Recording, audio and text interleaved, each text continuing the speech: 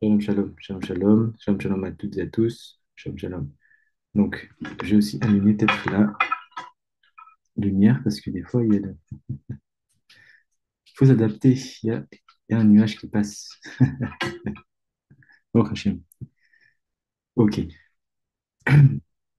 Donc, je vais partager l'écran. Donc, on va continuer directement là où on s'est arrêté la dernière fois, c'est-à-dire à la Rahé. Donc, pour celles et ceux qui n'ont pas vu le cours de la semaine dernière, je vous invite, comme on a partagé ce matin la vidéo de la première partie, et sur la chaîne aussi, Grand Rabbinat d'Afrique, sur la partie Madagascar et Asie, Mesdat Hachem. Comme on a expliqué un peu, on va ouvrir d'autres chaînes comme ça. Les vidéos vont être en fait partagées dans les Shalom, shalom, Rabbeinu. Shalom, shalom, Rabbi Yochanan, shalom, shalom.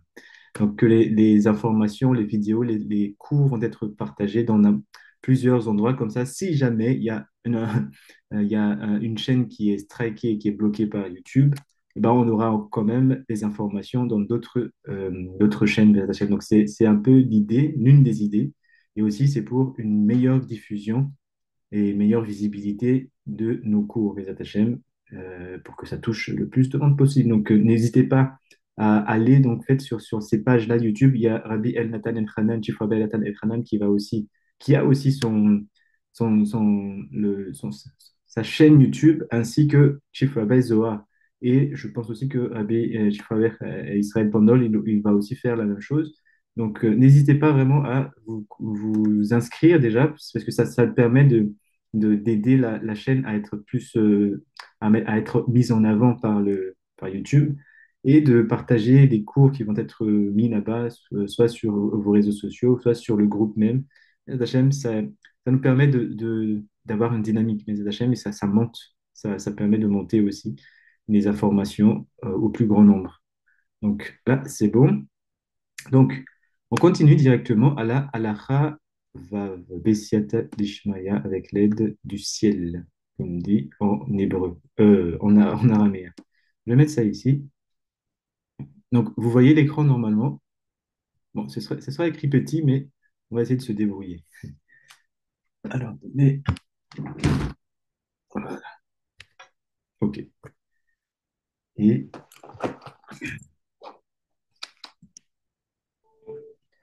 donc, Ben Israël, la loi dit comme ça, il dit המנהג שמוליכין עם הבודק קערה שנותנין בתוכה חתיכת לחם וסכין כדי לחטאת בה בחורין, בחורין וסדקין.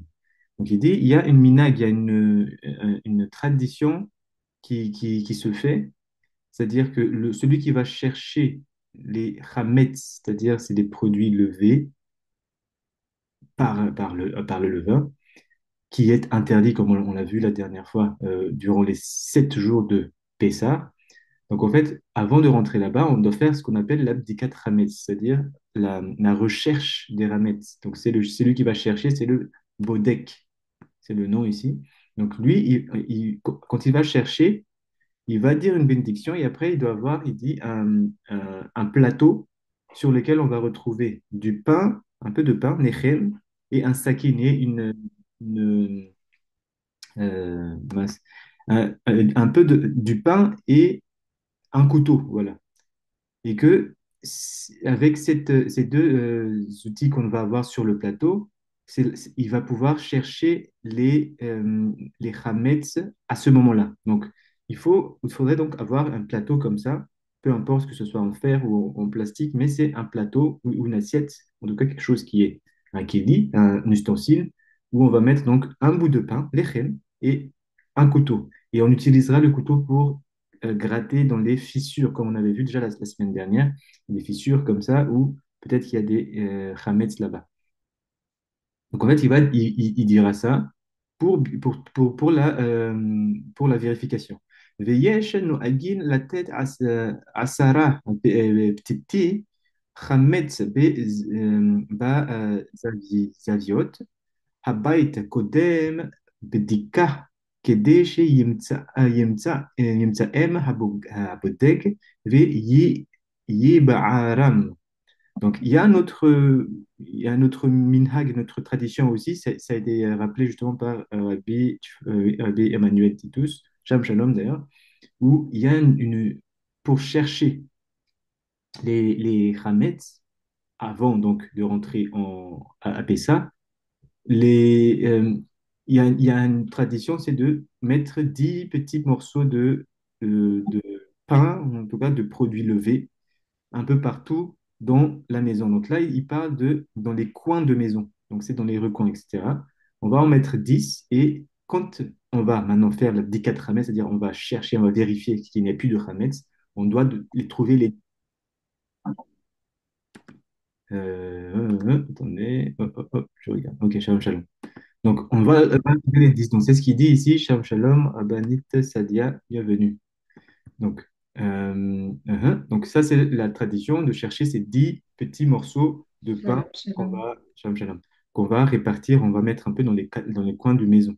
Et Rabbi Ishai, le- c'est les 10 morceaux que que Chief Rabbi Pinas avait dit que nos femmes vont cacher dans la maison, c'est ça? exactement. On est en train de parler de ça, Chazak, oui, oui, Rabbi Yochanan. Donc, justement, qui va mettre ces 10 morceaux un peu partout dans la maison, c'est la femme et elle peut aussi être aidée par les enfants, en tout cas assistée par les enfants, mais on peut laisser les enfants le faire, mais il faut bien expliquer qu'il ne faut pas cacher comme si on ne va pas les retrouver. Juste, Ah, et voilà. justement, j'allais demander, c'est caché pour de vrai, parce que si ma femme, elle cache 10 morceaux de pain pour de vrai, je vais pas les trouver, hein. Ah non, en fait, il faut... Effectivement, c'est comme ça. En fait, il faut mettre dans un endroit où il faut quand même chercher. Il faut avoir ce dika, c'est-à-dire il faut faire une vérification. Donc, on peut le mettre dans un endroit, on va dire peut-être où il faut soulever, où il faut...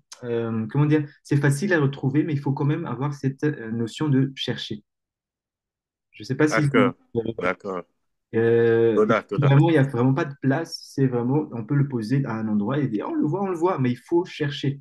Il faut scruter et prendre vraiment son temps et ne pas discuter. Mais ça, on va ne pas parler pendant pour ce processus, mais on va aller en détail. Donc là, il dit, voilà, c'est ces 10 morceaux-là que la femme va mettre un peu partout dans la maison et c'est l'homme, le Baalabait, le maître de maison, qui va faire la bénédiction en acquittant sa famille et la famille doit être pensée à être acquittée de la bénédiction, de la mitzvah, du commandement et après ils vont commencer à chercher avec la lueur d'une bougie, comme on a dit déjà la semaine dernière. Ok. Et donc il doit aller chercher ces 10, il doit les retrouver et après, avant de les brûler. Donc on les brûlera le lendemain, enfin, dans la matinée. Donc après, il dit, Upo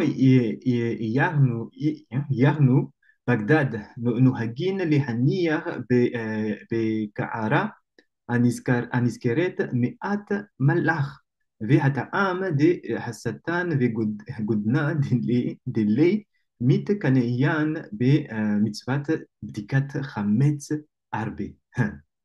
Là, on commence à voir un peu, pas on commence à voir, on le savait déjà, mais ici, ce texte-là, cet halakha-là, parle de la vie que vivait Ben Ishraï à Bagdad, en Irak. Que c'est quelque chose, il y a beaucoup de spiritualité là-bas. Pourquoi?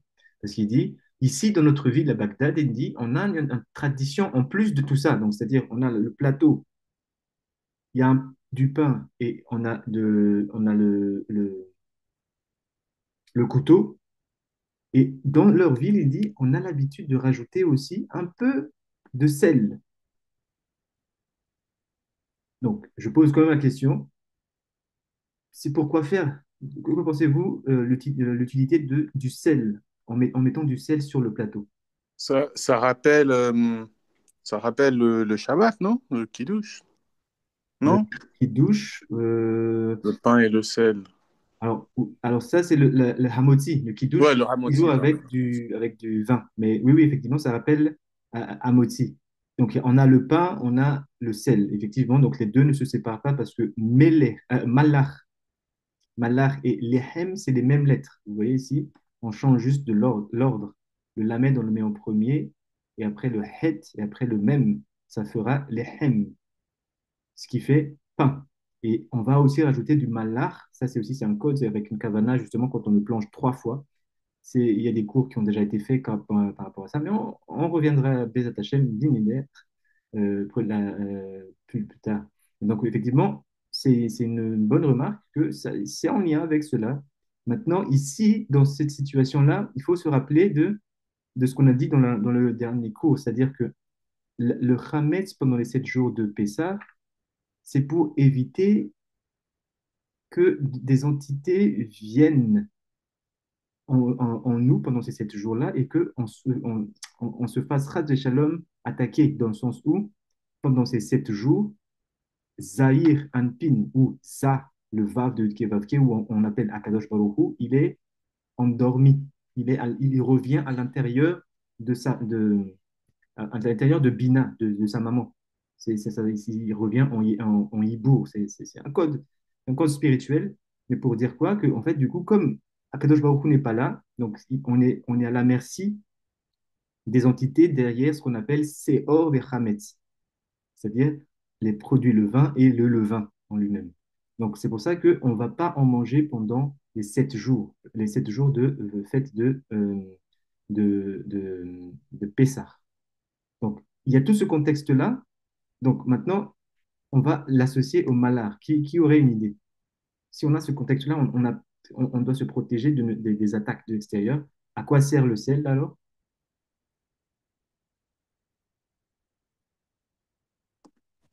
À se protéger Protéger contre quoi? C'est ça ben, le contre les mauvaises entités qui pourraient nous attaquer.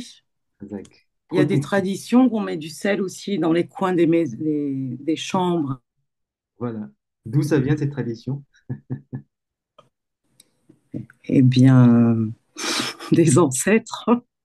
Les ancêtres qui savaient vivre avec on va dire, le monde invisible, Bezat Hashem, ou le Rocher, qu'on appelle le Rocher. Bezat Hashem. Donc oui, il dit ici, ils ont l'habitude à Bagdad, Ben Ishraï, de mettre un peu de sel sur le plateau. Ve'ata'am, et la raison de cela, c'est dit, c'est des hasatan, vegodna, דלעת מתקנאים במצוות בדיקת חמץ הרבה. Arbi. Il dit, le but le fait de mettre du sel, c'est pour que le Satan, vous lisez avec moi, hein, le Satan et tous ces groupes, ils ne mitkanim. Qui peut me dire la racine, parce que pour celles qui sont celles et ceux qui sont dans le groupe apprentissage d'hébreu, c'est quoi la racine de ce mot? C'est en araméen, mais on le retrouve aussi en hébreu. Mitkanim. Metaken, Ça aurait pu, ça aurait pu. Cana, Ah, ça veut dire quoi, Kana? acheter ou quelque chose comme ça, non? Ah, pardon, j'ai pas, tu as dit Kana ou Tkana? Cana, Cana. Ou Kouf Noun. Cané. Ok, ok. C'est Ah, comment ça s'appelle le trachéa, le traqué. Oui, oui, Voilà, c'est traché. le traché, pardon, Donc, traché. effectivement, le cané, c'est la trachée. Mais Kina, qui connaissent le mot qu'on appelle Kina? Kina, c'est la C'est la jaloux, quinoa, c'est la. Ah bah, voilà, être jaloux. Donc, il dit quoi? Dénicheré il nous apprend quelque chose. Sache, il dit que Satan ainsi que ses groupes d'anges, on va dire, qui est avec lui, ils peuvent être jaloux de cette mitzvah de recherche de Hametz. Alors, je pose la question, ça veut dire quoi ça? Satan. Tout le monde dit, voilà, ok, Satan, entité négative, blablabla, blablabla, comme on dit. Là, il est en train de dire, si tu mets pas le sel pour l'adoucir, eh ben, en fait, il va être jaloux de la mitzvah, du commandement que tu es en train de faire, c'est-à-dire le fait de chercher les chametz dans ta maison. Et parce qu'il sera jaloux, chas v'shalom, il va t'attaquer. Alors, ça veut dire quoi? Donc, comment ça, Satan, il est jaloux d'une mitzvah? Je ne savais pas que Satan voulait faire la mitzvah, une mitzvah.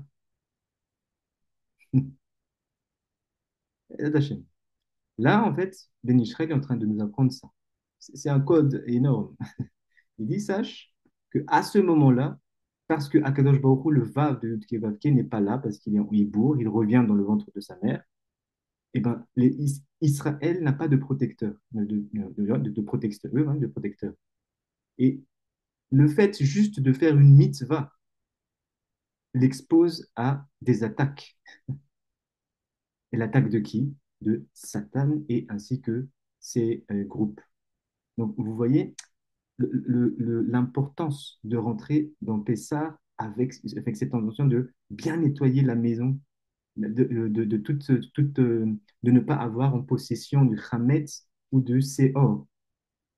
Juste une question, est-ce que tout le monde sait oui, la différence entre Hametz et Seor? C'est bon? Non, Non, Séor, je ne pas sais pour pas ce que moi. c'est. Non, non, ouais, vas-y. Ok. Donc, Hametz, ce sont tous les produits qui ont été levés. Donc, le pain, les gâteaux, il y a des produits comme dans les médicaments, par exemple, il y a des fois, il y a du levain dedans. Donc, c'est des produits qui ont été levés grâce à l'action du levain. Le Séor, c'est le levain lui-même. Donc, donc c'est bon?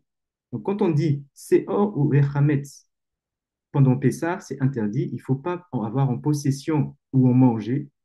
Il faut un produit qui a été levé. Des pâtes, par exemple, c'est des produits ont été levés et qui ont été conservés. Ça, on ne le touche pas. Et aussi, ne pas avoir des levures ou du levain. Donc ça, c'est les deux, la différence entre, enfin, oui, la différence entre les deux. Donc, d'où l'importance, comme il dit ici, de ça, de cet élément-là, parce qu'en fait, juste le fait de faire une mitzvah pour essayer d'enlever cette ramette-là nous expose à un risque énorme. Et en plus, ce risque-là, on ne pourra pas être protégé par Akadosh Baruch Hu, le Saint béni soit-il. Après, il dit comme ça. ולכן מוליכין עם הבודק מלאר לדחות המשתינים והמקטרגים. Donc, en faisant ainsi, il dit, il va pouvoir, euh, celui qui va vérifier le bodek, avec ce sel-là, pardon, excusez-moi, avec ce sel-là, il va pouvoir adoucir et se protéger de ces sensibilités-là qui vont l'accuser, les mécatrègues. C'est des accusateurs. Pourquoi? Parce qu'ils peuvent dire, du coup, à Kadosh Baruch Hu, nous aussi, on voudrait faire ces mitzvot-là, mais voilà, on peut même pas les faire. Donc, il y a des accusations qui peuvent être faites à l'encontre d'Israël qui vont faire cette mitzvah. Donc, le malhar, là, ce sel-là, c'est comme on a dit, c'est une protection, oui. Et là, on en a vraiment besoin pour cela. ועל דרך שאמרו בהשמד המלאך על השולחן. Et c'est de la même façon aussi, c'est pour ça qu'il faut toujours, lorsque on retrouver du sel sur la table. Ça, c'est un minag des Mekoubalim, c'est une tradition des sages, c'est de toujours, sur la table à manger, il faut toujours mettre du sel dessus, poser un peu de sel, ne jamais laisser une table sans sel. Ça vient de cette compréhension de réalité spirituelle. ועוד טעם אחר, עושים כאן לסימנה תווה, שנזכה לשני רבות לבדוק בכל שנה ושנה. דהמלאך הוא סימן לקיים דכתיב ברית מלאך, שהוא דבר המתקיים. Oui, Rabbanit Sadia. Je voulais savoir pour le sel sur la table, il faut poser le sel directement ou bien on peut le laisser dans un pot? On peut le laisser dans un pot et être même exposé. Si on peut comment dire, tant qu'il y a une présence de sel, c'est bon. Par exemple, on range à Shabbat quand on a envie de manger, on laisse le sel. Le reste, on va mettre de côté. Il faut toujours laisser du sel dessus. D'accord, merci. Des vacages. Donc il dit, et en plus, et sache que ça, ce minag-là de garder du sel sur la table, c'est une bonne chose, c'est un signe, un bon signe. Simanatav, et qui me permet d'avoir une protection toute l'année, Bechol Shana Veshana, donc toute l'année. Donc c'est pour ça que c'est cette minag-là, et il dit, il y a tout un sod, tout un secret derrière ça, mais ça fait référence à ce qu'on appelle Brit Malach, qui est écrit dans Bamidbar Yudchet Pasuk Yudtet, c'est-à-dire Bamidbar euh, en français. Attendez, Bamidbar, non, même pas en français. Bamidbar, c'est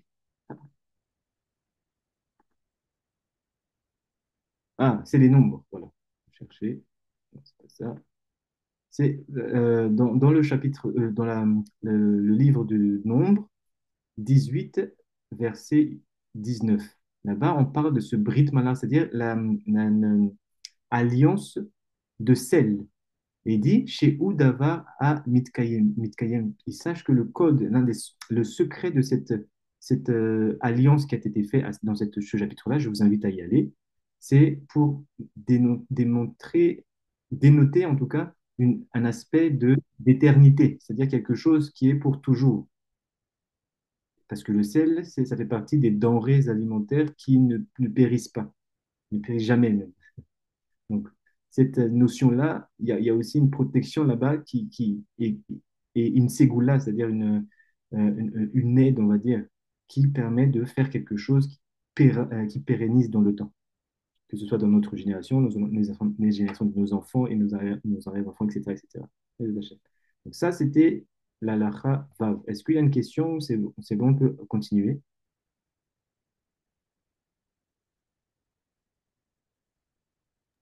Dis-moi, Rabbeinu, tu avais dit 19-18 ou 18-19? Nombre 18-19. 18-19. Toda. Ok. Ok. Alacha zayin. Oui, Rav, excusez-moi, j'ai une question. Moi, j'ai toujours entendu dire qu'il fallait pas manger de pâtes pendant Pessah, Mhm. mais je m'interroge toujours sur le fait, Sur le? sur le riz. Oui. Est-ce qu'on, il y en a qui disent oui, on peut, d'autres qui disent non, on peut pas parce que ça gonfle Mhm, et mhm. j'ai toujours pas de réponse. On Au en a riz. déjà un peu parlé, Chifa Pinhas aussi on a parlé, c'est le riz et toutes on va dire, les céréales comme ça, c'est ce qu'on appelle les kitniotes. C'est ça le terme euh, utilisé en hébreu pour parler du riz. Oré, c'est le riz, mais l'ensemble de tous ces, comment on peut dire, comment on appelle ça? Les céréales et les produits comme ça, comme donc les lentilles, eh ben, c'est ce qu'on appelle les kitniotes. Et en fait, l'idée des Ashkénazim de ne pas manger de kitniot à Pessah, c'est que justement, ça peut rappeler justement le Seor, c'est-à-dire le levain, et donc le fait, ils ne veulent pas avoir de connexion, ou en tout cas quelque chose qui va rappeler même cet aspect de katnout, petitesse. Parce qu'effectivement, à ce moment-là, Zahir Anpin, il est en petitesse, parce qu'il est à l'intérieur de Ima, il est à l'intérieur de la séphira de Bina, le Vav. Donc, ils disent, non, nous, on ne veut pas avoir affaire avec l'état de petitesse pendant les 7 jours de Pessah. Il y a d'autres minagim, comme les séfarades et aussi les Mekoubalim, ils disent non, que ce soit l'état de petitesse ou que ce soit l'état de gadlout, de grandeur, les deux sont utiles parce qu'on ne peut pas être bégadlout si on ne passe pas par l'état de katnout. On ne peut pas être grand si on n'a pas été petit.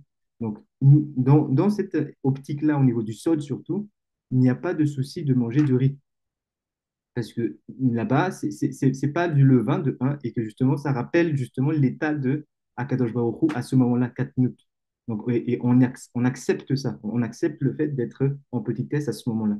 Donc ça, c'est vraiment, on va dire, l'explication du sod associé à la réalité spirituelle de ce moment-là. J'espère que ça a été un peu plus clair. Merci beaucoup. Ok. Donc, Alaha Zain, Alaha 7. Alors, qui c'est qui était rentré? Hachem Shalom Shalom, hein, j'ai pas vu. Rabbi Ange Michael et aussi, je crois que c'est bon, tout le monde était là. Et Rabbi Jires, si je ne me trompe pas. Achar Abdika Belayla, Miyad Yitbatlu Ve'amar kal hamira ve'chule, de la chazitia ve'chule, livat, liv, livatel, ou les hu, ke'afra de ar'a. Ve'tzachir she yiven mil'at hamira shehu, kulal chametz, ve'seor. Gam, alors, allez, on va déjà s'arrêter là. Il dit, juste après avoir fini donc la vérification avec la bougie et avec le couteau pour chercher les choses, et qu'on a trouvé les 10, les Hachem, et qu'il n'en manque pas. S'il en manque, c'est pas grave. Il ne faut pas être en stress, mais il dit justement, quand on a fini ça, on doit immédiatement lire un texte qu'on appelle Kal Chamicha. Toutes les Chametz et les Seor, c'est écrit en araméen. Il y a une raison pourquoi c'est pas écrit en hébreu, mais en araméen. Est-ce que quelqu'un aurait une idée? Pourquoi écrire en araméen? Attendez, je vais aussi essayer de retrouver le texte. Kalchamira. Mais en attendant, est-ce que quelqu'un aurait une idée pourquoi d'un coup, quand on a fini de chercher tout cela, on doit dire pour. En fait, le but de ce texte-là, c'est d'annuler tous les autres chames et seor, c'est-à-dire produits levés ou du levain, qu'on n'aurait pas pu trouver dans la maison, et que du coup, lorsqu'on annule tout ça, ça ne nous appartient plus. Ces objets-là deviennent hefker, ils n'ont plus de propriétaire. Donc, c'est pour ça que, pourquoi on doit dire ça? Parce qu'à Pessah, on n'a pas le droit d'être en possession, d'être le possesseur de ces produits. C'est pour ça qu'on doit les rendre hefker. Hefker, ça veut dire pas de propriété. Et ce texte-là dit en araméen, les Vatel, il va vraiment mettre il va rendre tous les autres produits qu'on n'a pas pu trouver, par exemple, FKR, c'est-à-dire sans propriétaire. Donc, c'est pour ça qu'il ne faut pas stresser si on n'a pas trouvé les 10. Grâce à ce texte-là en araméen, on va pouvoir faire justement l'annulation de la possession de cet objet. Donc, ma question, c'est pourquoi en araméen? Est-ce que quelqu'un aurait une idée?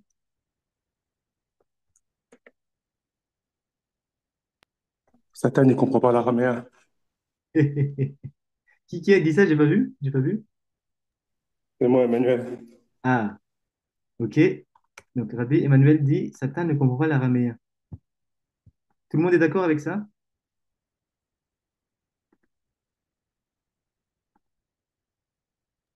Oui, Rabbi, j'ai déjà entendu parler de ça aussi.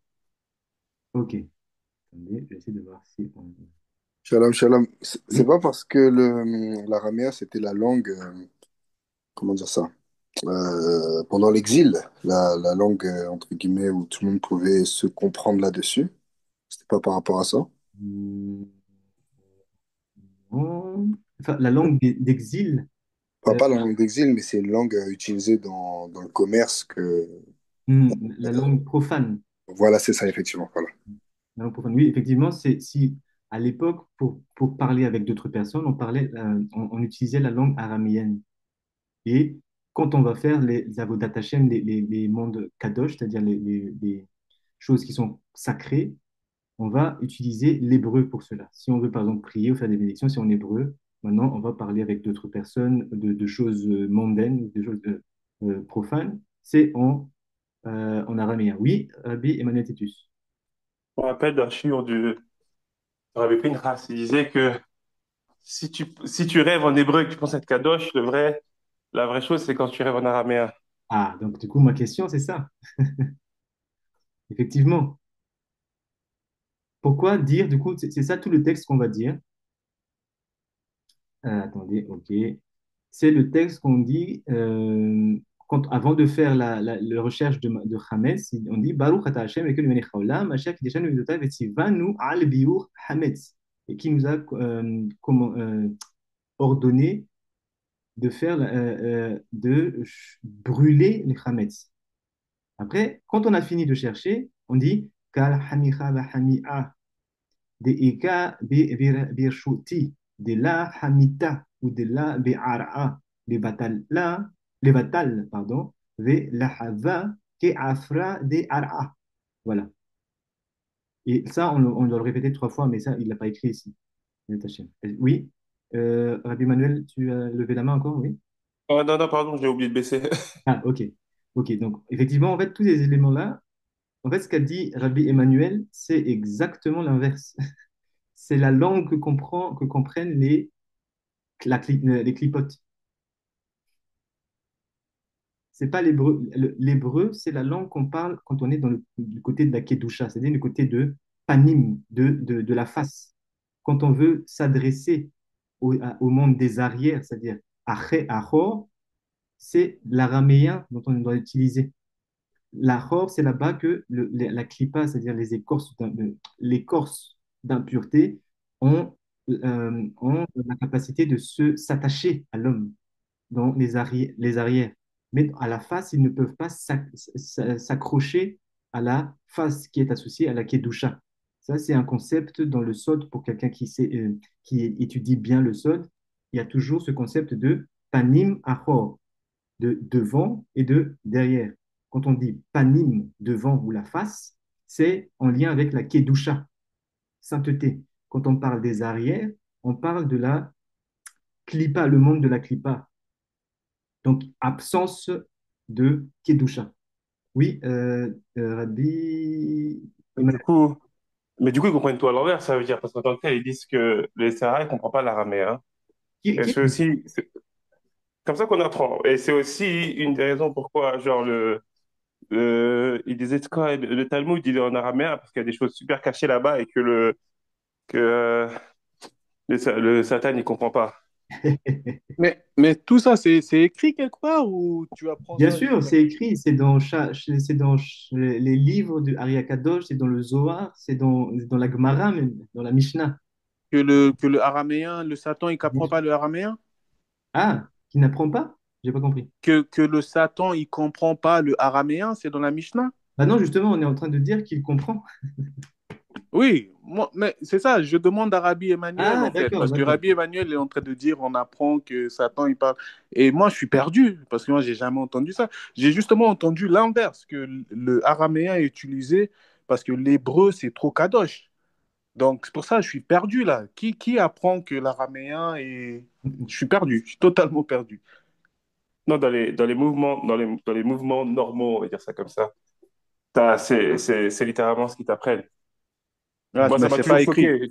Ça m'a toujours choqué que un esprit ne puisse pas comprendre toutes les langues. Ça, c'est encore autre chose. Mais euh, c'est comme ça qu'on On apprend apprend. littéralement. D'accord, d'accord. Non, mais si c'était écrit, ça serait intéressant, mais c'est pas écrit, donc c'est... Il faudra c'est- leur Non, mais ça, demander la la chose, c'est que tout référence. le monde apprend ça. C'est ça qui est bizarre.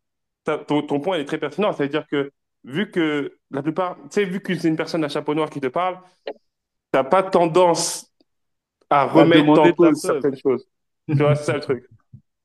Ok, ok, Baruch Hashem, non, c'est d'où l'intérêt d'étudier par les textes, les anciens surtout, les anciens textes. Mais Baruch Hashem. Donc en fait, je rappelle un peu, je reviens juste sur ce que j'ai dit, sur ce qu'on a vu. Lorsqu'on rentre dans le monde du Sod, il y aura toujours ce concept, il y a un principe qui est Achor Panim, les arrières et les faces. Il y a aussi ce qu'on appelle euh, les mala, les mata, ce qui est au-dessus, ce qui est en dessous. Les attachés. On va juste se focaliser sur la partie devant et derrière, face et arrière. La partie face, comme on avait vu, c'est en lien avec la kedusha. Et la partie achor, arrière, c'est en lien avec la klipa. Si vous, lorsqu'on prend le corps humain, qu'est-ce qu'on remarque quand on regarde en face l'homme? Ce qu'on remarque, je veux dire, c'est on aura deux yeux, deux narines, Symétrie. une bouche. Il y a une symétrie comme ça où il y en a à droite et à gauche. Il y a deux mains, il y a deux, on va dire, pectoraux, etc., deux jambes. Donc, et après, il y a un axe où il y a juste, par exemple, l'organe du nez, c'est qu'une seule, mais on a quand même deux trous. Je vais juste partager un peu de ça, mais je ne vais pas aller plus loin. Un petit secret comme ça, c'est qu'en fait, quand on est dans le monde du panim, on est dans le monde de bête. Il y a une division, plusieurs choses qui sont divisées. Il y a un côté gauche, côté droite et côté milieu. Il y a une division là-bas. Le côté arrière, tout est un. Il n'y a pas de trou, il n'y a rien, c'est tout est un. Le dos, la tête, on n'a pas de trou ici ou quoi, c'est tout est un. Il y a un code là-bas. C'est pour ça que, par exemple, je prends juste un exemple de Shlomo Améler, le roi Salomon. Il a appris la sagesse où? Grâce à la connexion avec les arrières, parce que c'est là-bas qu'on va retrouver le monde de Echad, d'unité. Quand on dit Shema Israël, Hachem, Shema Israël, Avinu ki, Hachem Elokeinu, hu, Hachem Echad. On parle des arrières là-bas. Parce que c'est le monde des arrières où on va retrouver ce qu'on appelle l'unité. Dès qu'on rentre dans la Kedusha, c'est-à-dire, ça veut dire quoi Kedusha? Ça veut dire être sanctifié ou saint. Mais deuxième chose, c'est c'est vraiment, on l'a sanctifié. Non, il y a un terme, c'est-à-dire on l'a séparé des autres. C'est-à-dire qu'il y a une notion de séparation. Quand la femme dit, quand elle va se marier, Annie Mekutechetli, je me suis consacré, je me consacre à toi. C'est une consacration, c'est-à-dire que tu es là et le reste est là-bas. Il y a une séparation. Donc en fait, c'est on va dire contre-intuitif de se dire, OK, c'est la Kedusha qui est en face. En fait, c'est une Kedusha, ça ramène toujours une notion de séparation. On doit faire la distinction entre le Kadosh et le saint et le pur et l'impur, le bon et le rat. C'est-à-dire, tout est dans séparation. Là où on veut, où le monde n'est pas en séparation, mais en unité, c'est-à-dire qu'il n'y a pas de notion de ah, ça c'est bon, ça c'est mal, c'est où? Les arrières. C'est dans le terme araméen. C'est pour ça que du coup, ici, on va parler l'araméen, c'est-à-dire on va s'adresser aux entités qui sont dans la Klippa parce que c'est là-bas où ils vont pouvoir nous attaquer derrière, dans ce monde de unité. On doit leur adresser ainsi la parole, des choses. On dit toutes les ramètres que tu vas trouver, parce que je sais que j'ai cherché, mais peut-être que je vais pas les retrouver. Il y a des choses que j'ai pas pu compter. Toutes ces ramets-là, je les rends efker maintenant en disant cette phrase. Et ils comprennent. Efker, c'est-à-dire, ce n'est plus moi le propriétaire, il n'y a pas de propriétaire. Donc, tu ne peux pas m'attaquer, Chazve Shalom, si tu vois quelque chose dans ma maison parce que je l'ai déjà annulé, j'ai tout annulé. Donc, on s'adresse à cette entité qui sont dans la clipa, qui sont dans l'unité. Et deuxième chose, peut-être une dernière chose par rapport à l'araméen. L'araméen, c'est cette langue-là qu'on utilise quand on veut quoi? Passer d'un monde à un autre. Shalom, shalom, Mouké David, shalom, shalom. C'est ce texte-là, enfin, cette langue-là en araméen qui nous permet de passer d'un monde à un autre. Comment on le trouve ça? On retrouve ça. Regardez, à Shaharit, qu'est-ce qu'on fait? On passe d'un monde à un autre. On passe de Olam à Asiya, Olam à Yetzira, le monde de Asiya, le monde de Yetzira, le monde de Bria et après le monde de Atzilut. Pour passer d'un monde à l'autre, il y a des endroits spécifiques où il faudra dire quoi? Le Kaddish. Le Kaddish, Kaddish, Kedusha. Il n'y a que quelqu'un qui sait faire la part des choses entre le bien et le mal qui va pouvoir comprendre l'unité. Si on n'a pas appris au préalable à savoir faire la part des choses, on ne pourra pas commencer à concevoir la notion de tout est un. Donc, il faut d'abord commencer par dire, OK, ça, c'est ce que je peux faire, ça, c'est ce que je ne peux pas faire. C'est quoi ça? Les mitzvot. En faisant ça, on devient kadosh, on devient saint. Et quand on est kadosh, on va pouvoir se connecter enfin à la partie achor.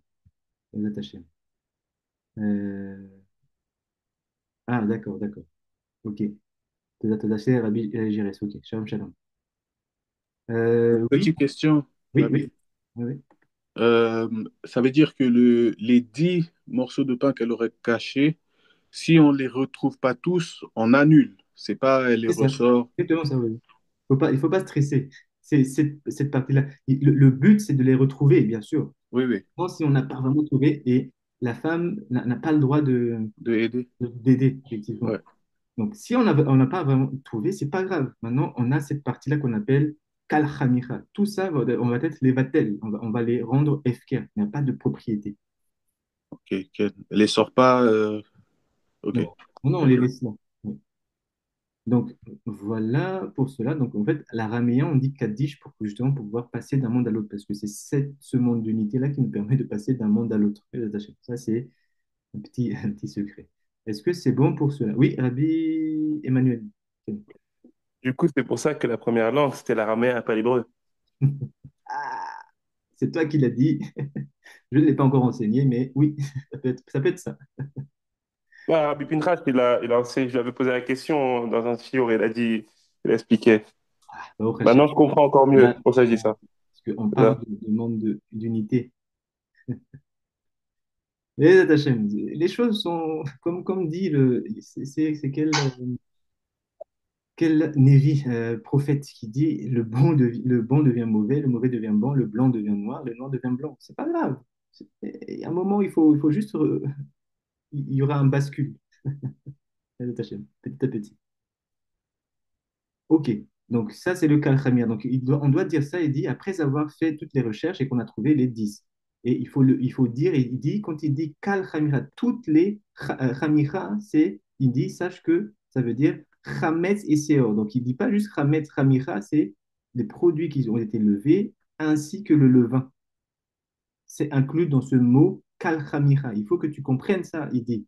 Quand tu dis la chose, il faut comprendre ce qu'on dit. C'est ça qui va activer la- l'intensité ou la kavana, l'intention dans les mots. Oui, Rabbi Moshe Ken. Shalom, shalom. Excusez-moi, moi enfin, je débute un peu dans les fêtes, donc je pose souvent la question. Et qu'est-ce qu'on appelle, en termes pratiques, hein, qu'est-ce qu'on appelle le levain? Parce qu'au final, bon, je sais pas, on veut dire un pain. Est-ce que il y a des pains qui sont faits sans levain? Bah, justement, les matzot, par exemple. Mais comment on peut définir si un aliment, il est chametz ou pas? À quoi on peut le voir? Ça, tout à l'heure pour la question. En fait, justement, quand on va le définir en fonction de la fabrication de la matzah, c'est-à-dire le pain azim. Dans une des halakhot, des lois de fabrication de la matzah, c'est de fabriquer le pain, la pâte de pain avec de l'eau. En moins de 18 minutes, on doit avoir fini de le cuire. Au-delà de cela, on sait que le processus d'augmentation, parce que le levain, ça permet de gonfler c'est des bactéries qui permettent à une pâte, c'est-à-dire de la farine et de l'eau mélangées ensemble, lorsqu'on le laisse comme ça, naturellement, ils vont gonfler, ils vont faire rentrer de l'oxygène pour faire gonfler la pâte. Donc, ça, c'est pour définir du pain, c'est chametz ou pas, c'est si on a laissé pour plus de 18 minutes, ça c'est la définition de la halakha et aussi dans la Mishnah, 18 minutes. Au-delà, on sait qu'il y a du chametz. Moins de cela, et on l'a cuit sur cette pâte-là, c'est ce qu'on appelle matzah. D'accord. Et quand c'est pour, par exemple, tout ce qui est pois chiches ou tout ce qui est graines, ça aussi, ça gonfle à un moment donné. Euh, Mais est-ce que le fait qu'il n'y a pas de farine, c'est quand même du hametz ou c'est pas du hametz? Ça rejoint un peu la question de Rabbanit Karim tout à l'heure par rapport justement au riz et tout ce qui est graines. Ken. Et que justement, en fait, il y a, on avait dit qu'il y a une minhag chez les Ashkénazis de ne pas en manger pendant les 7 jours de Pessah, justement, parce que ces graines-là pourrait rappeler un peu la farine et quand on va le mettre dans l'eau, c'est comme ça fait des remèdes, des allusions à ce produit qui va lever. Mais en fait, il n'y a pas en soi, il n'y a pas ça.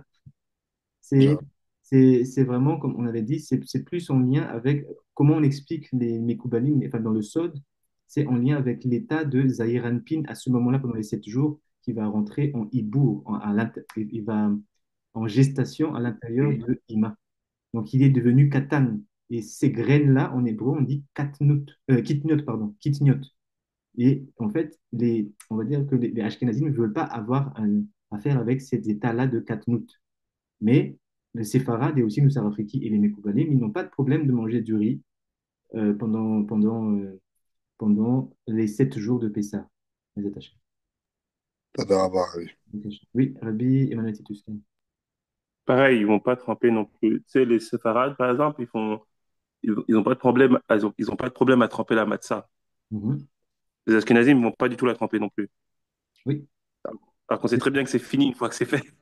Mais c'est Une vraiment pour fois le qu'on a coup. cuit, on a stoppé la propagation, la propagation du développement du CO en moins de 18 minutes. Donc après, il n'y a pas de souci, mais On peut être plus marmire si tu veux, il n'y a pas de souci. Du coup, s'ils ont peur de tremper, bah, il faut faire la charotette, pas liquide, mais un peu vraiment pâteux comme ça. Donc, ça marche aussi, les attachés. C'est tout avec la pomme, et en fait, c'est des bouts, littéralement. Il n'y a même pas de.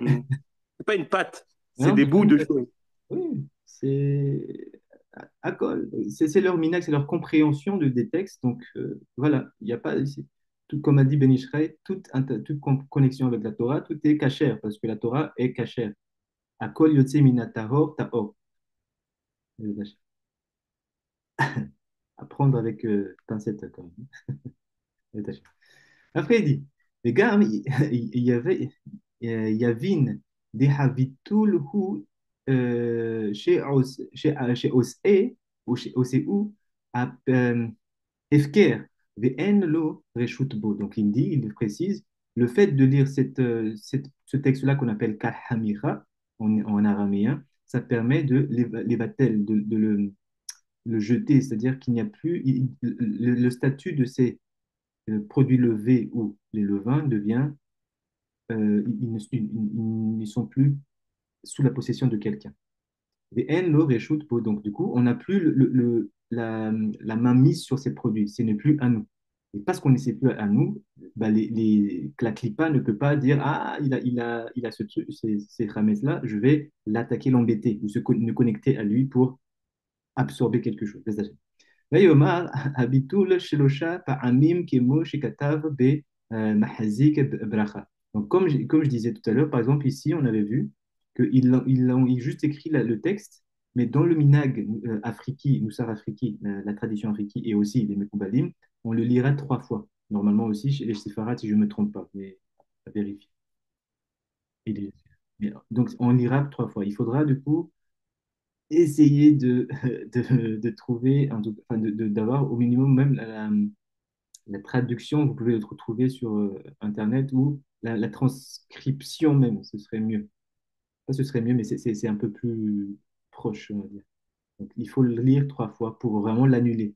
Parce que après 3 fois, il y a ce qu'on appelle la hazara. Ok, donc il faut le lire chez le chat par Amim 3 fois. C'est bon pour la Chazaïn, la loi numéro 7 où il y a des questions. Moi, je suis arrivé en retard, donc je rattraperai. Ok, oui, pas de souci. Ok, donc on va continuer. La loi numéro 8, Alaha Het. Ahmetz Asur Ba'achila Beyom Arba'ash Asar Mi Arba'a Sha'ot ou les mala. Aval Behana'a Muta Besha'a Chamishit Gamken. ואלו הם שעות זמניות, ונחשוב אותם מעמוד השחר. Donc, il dit quelque chose comme ça. Jusqu'à quand peut-on manger, la question c'est jusqu'à quand peut-on manger le CO, un produit levé? Parce qu'en fait, je reviens juste à ce qu'on avait dit, l'abdikat hametz, c'est-à-dire la vérification dans la maison de ces hametz-là, dans la maison, se fait le 13 au soir, parce qu'on est déjà au 14. On doit vérifier, on doit chercher, on a fait le nettoyage du printemps, entre guillemets, mais le nettoyage de la maison. Et après, on va chercher le 13 au soir. Donc, c'est on est au 14. Et le lendemain, il y aura une heure spécifique, on n'a plus le droit d'en manger. Mais lorsqu'on a fini de faire la bidikat hametz, la recherche de la hametz, on peut encore manger du produit levé, le vin. Oui, voilà, du produit levé. Jusqu'à un certain heure, il dit, cette heure-là, c'est Hametz, le Hametz, on ne peut plus en manger en journée. Donc, on est maintenant la journée du 14. On n'est plus dans le soir du 13, mais la journée du 14. Arba'a Asar, le 14e heure. Pardon, oui, oui, voilà. Arba'a Asar, mais Arba'a Sha'ot, ou les mâles. Donc, il dit, au 14e heure depuis Khatsot, si je ne me trompe pas. Mais après, il dit aussi 4 heures, mais Arba'a Sha'ot ou les mâles. Après 4 heures et plus. 4 heures et plus à partir de ce qu'on appelle Amoud Ashachar, c'est-à-dire le lever du jour. Donc là, encore une fois, je vous renvoie à ce site Kalji pour voir chez vous, par exemple, ici, on est dans le temps de région de Paris, il faut regarder ce qu'on appelle Alot Ashachar. Par exemple, ici, si on prend le Alot Ashachar, l'heure de, on va dire, Rav, on va dire, Yosef, c'est 6h10. Donc, il faut compter 4 heures après. Et 4 heures après cela, c'est le moment où on peut encore manger du Hametz. Après 4 heures, on n'a plus le droit. Ça devient une transgression, même si on n'est pas encore dans le 15e du mois. Mais c'est 4 heures après. Il y a un code là-bas. Il faut comprendre la réalité spirituelle en lien avec les heures aussi. Donc, il dit 4 heures après ça, on n'a plus le droit à sourd. C'est une interdiction à sourd. Il est dit ici, attendez. Ok. Là, assour, c'est interdit d'en manger après la quatrième heure. Aval behana'a mutar besha'a chamishit gamken. Mais maintenant, pour quelqu'un qui veut vraiment, enfin, par plaisir, donc là, il y a un code aussi. Il faut pas faire ça, il ne faudrait pas faire ça dans l'idéal, mais maintenant, si quelqu'un veut vraiment manger, parce que voilà, il y a un plaisir là de manger un dernier gâteau avant de rentrer dans Pessah, il pourra le manger jusqu'à même à la cinquième heure. Mais après cela, il faut éviter maintenant de manger. Donc après, voilà, il dit, donc il faut se référer à Amoud Ashachar, c'est-à-dire le lever du jour. On avait vu ici, c'est à 6 heures à Paris. En tout cas, en ce jour-là, il faudra aller au jour de 14 du mois de Nissan. Après, il dit, Ve'achar achilato yinak'e she'ishin'av be'chatikat etz daka sheyachnissena bahurin ou בססדקים בשיניים כדי שלא ישאר חמץ דבוק שם. Après, il dit, lorsque on a fini de manger donc ces chametz-là, il faudra prendre un cure-dent et élever, en tout cas brosser les dents. C'est ça l'idée ici, mais il dit prends un bout de bois très fine et passe-les entre tes dents pour enlever toutes les bouts de Hametz qui pourraient être coincés dans tes dents en ayant mangé ça. Il dit, parce que justement, il faut être vraiment macpide, il faut être vraiment euh, macpide, euh, Strict. strict, Pointilleux, pointilleux. Ouais, pointilleux, à ne pas avoir, chas shalom, ne serait-ce qu'un petit truc coincé entre les gencives, entre les dents. Donc il dit, prends vraiment le temps de bien nettoyer entre tes dents quand tu auras fini ça. ואחר ניטוי וירחוץ וידחייך פיו היטב בהם וישפוך שעינאיו באצבעו היטב דחמץ בבשר במשהו. Donc après, il dit, quand tu as fini de curer les dents, prends de l'eau, rince bien, jette l'eau pour que tu puisses rentrer sereinement dans Pessar, il dit. מעשה באחר שהיה הנזכר הרבה בשמירת המצה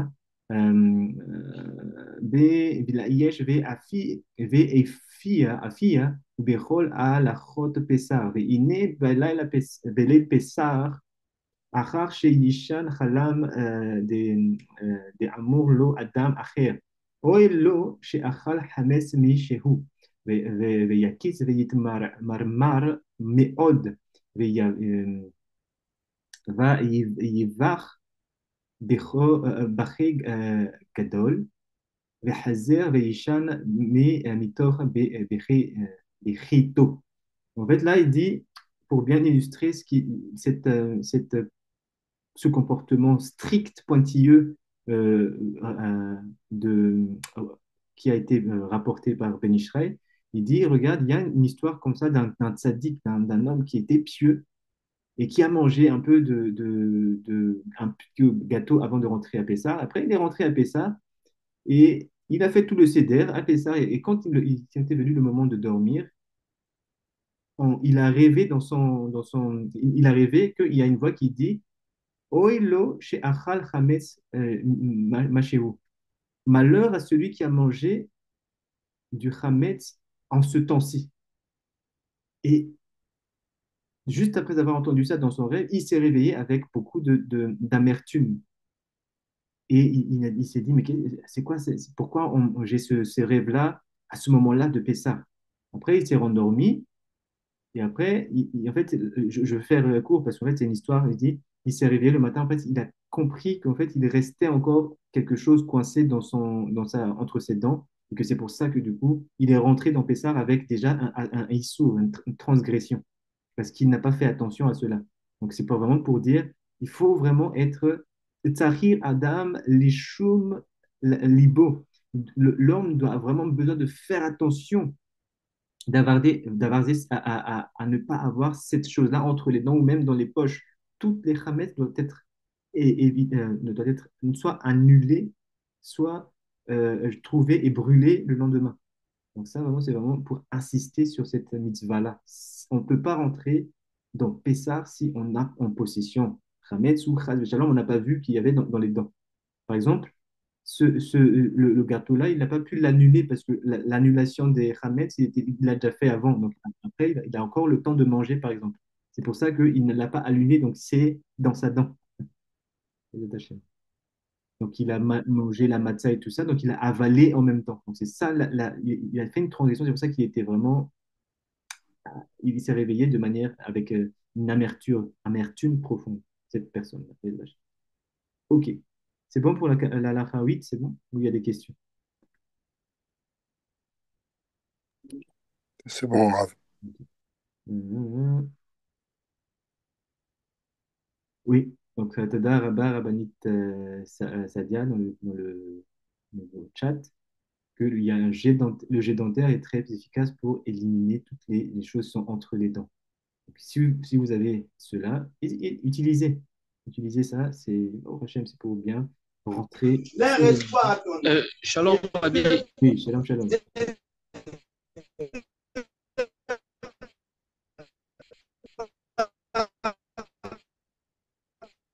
Oui, Rabbi, c'est Rabbi Gérès. Shalom, shalom, Rabbi Chiaba Kweto, shalom, shalom.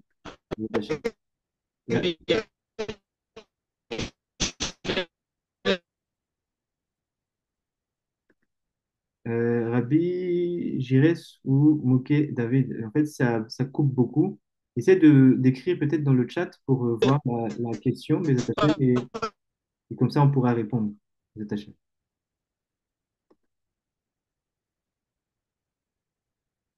Les attachés. Halakha tête, loi numéro 9. Mi sheyeshlo chametz chanuto. Je sais pas très bien. Ok. Posez la question dans le chat, comme ça, parce que là, ça bug beaucoup. Les attachés.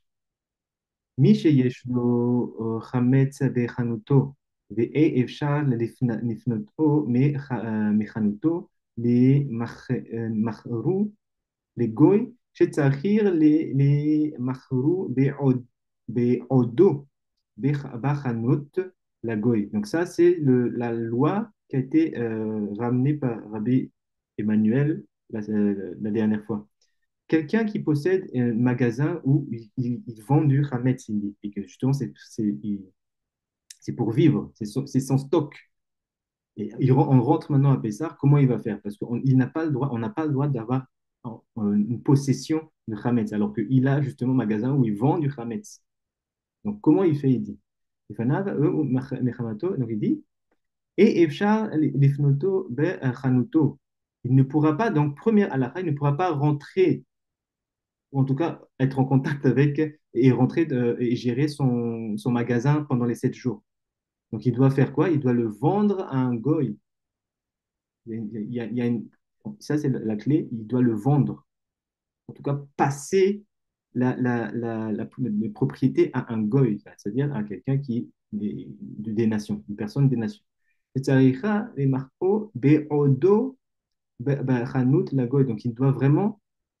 on doit vraiment comprendre qu'il l'a vendu. Il y a un acte de vente, ou en tout cas, il y a un contrat qui a été fait qui fait qu'il le donne, il n'est plus la propriété de ce magasin.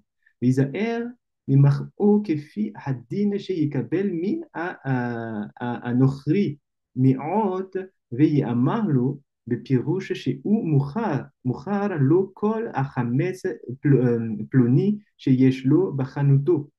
Donc il dit, il faut vraiment veiller à vendre donc tous les produits. En fait, c'est pas qu'il vend son magasin. Attendez, je vais juste corriger ce que je dis. C'est pas son magasin qu'il va vendre, c'est les produits de Hametz. Il a d'autres produits dans son magasin, mais attendez, qui veut rentrer. Ah, voilà. Il y a d'autres produits, mais il va se focaliser sur son stock de produits levés. Il dit, ça, tu n'as pas le droit d'être en possession. Donc ça, tu dois le vendre, vraiment donner au goy, et que quand il le vend, le goy, il peut faire ce qu'il veut avec ces marchandises. S'il veut le vendre pendant les 7 jours, il peut le faire. C'est-à-dire, tu n'as pas le droit de dire non, non, non, il ne faut pas vendre. Donc il dit, la pierre chez ou Mourhar lo, il sera vendu à lui. Kol Hametz Ploni, ces stocks-là, chez Yeshlo, en sa possession, dans sa boutique. Les gars où וגם הוא מוכר כל הכלים שמונעים בהם החמץ. Et aussi, les produits, il doit aussi mettre dans ce contrat-là, on doit vendre les ustensiles qui contient les chametz, c'est-à-dire une boîte, comme, par exemple, oui, voilà, un bocal où il y avait de la farine, des bonbons avec du chametz dessus. Il doit vendre tout, pas juste le bonbon qui est à l'intérieur, mais la boîte aussi. Il doit tout vendre. כי הכאי דלה להווה ככליו של מוכן ברשות לוקח דלה קנה.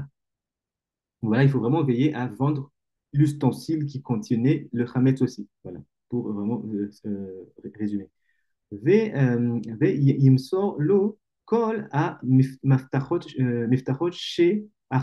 של החנות ויאמר לו בפירוש שהוא מוסר לו המשפטחו כדי להיכנס לחנות בכל עת שירצה ויעשה בחמץ שבתוכו כחפצו ורצונו כאדם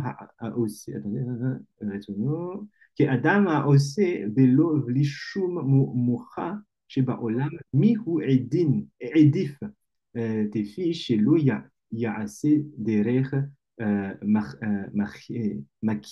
מכירה אלא דרך מתנה. Donc, c'est ce qu'il dit ici. Lorsqu'on a bien compris ce qu'on doit vendre à ce goy, on doit lui donner du coup la clé du magasin pour que pendant les 7 jours, s'il veut rentrer dans ton magasin, il a le droit parce que tu lui as donné la clé, c'est à lui ces produits-là. Et il dit, il peut faire ce qu'il veut. Il dit, Kédé chez Yachnis, il pourra rentrer dans le magasin à toute heure, chez Yaté, à toute heure où qu'il souhaite, mais il y a assez et faire tout ce qu'il veut par rapport à ce Hametz-là, selon son désir, selon sa volonté. Voilà. Mesdames, vous avez, ne régnera jamais. Il est dit alors, laissera le voilà. Donc, c'était Rabbi Girès. Essaie d'écrire la question que tu avais tout à l'heure dans le chat. Comme ça, on va pouvoir répondre parce qu'il y a un problème de connexion. Ça a coupé, les attachés.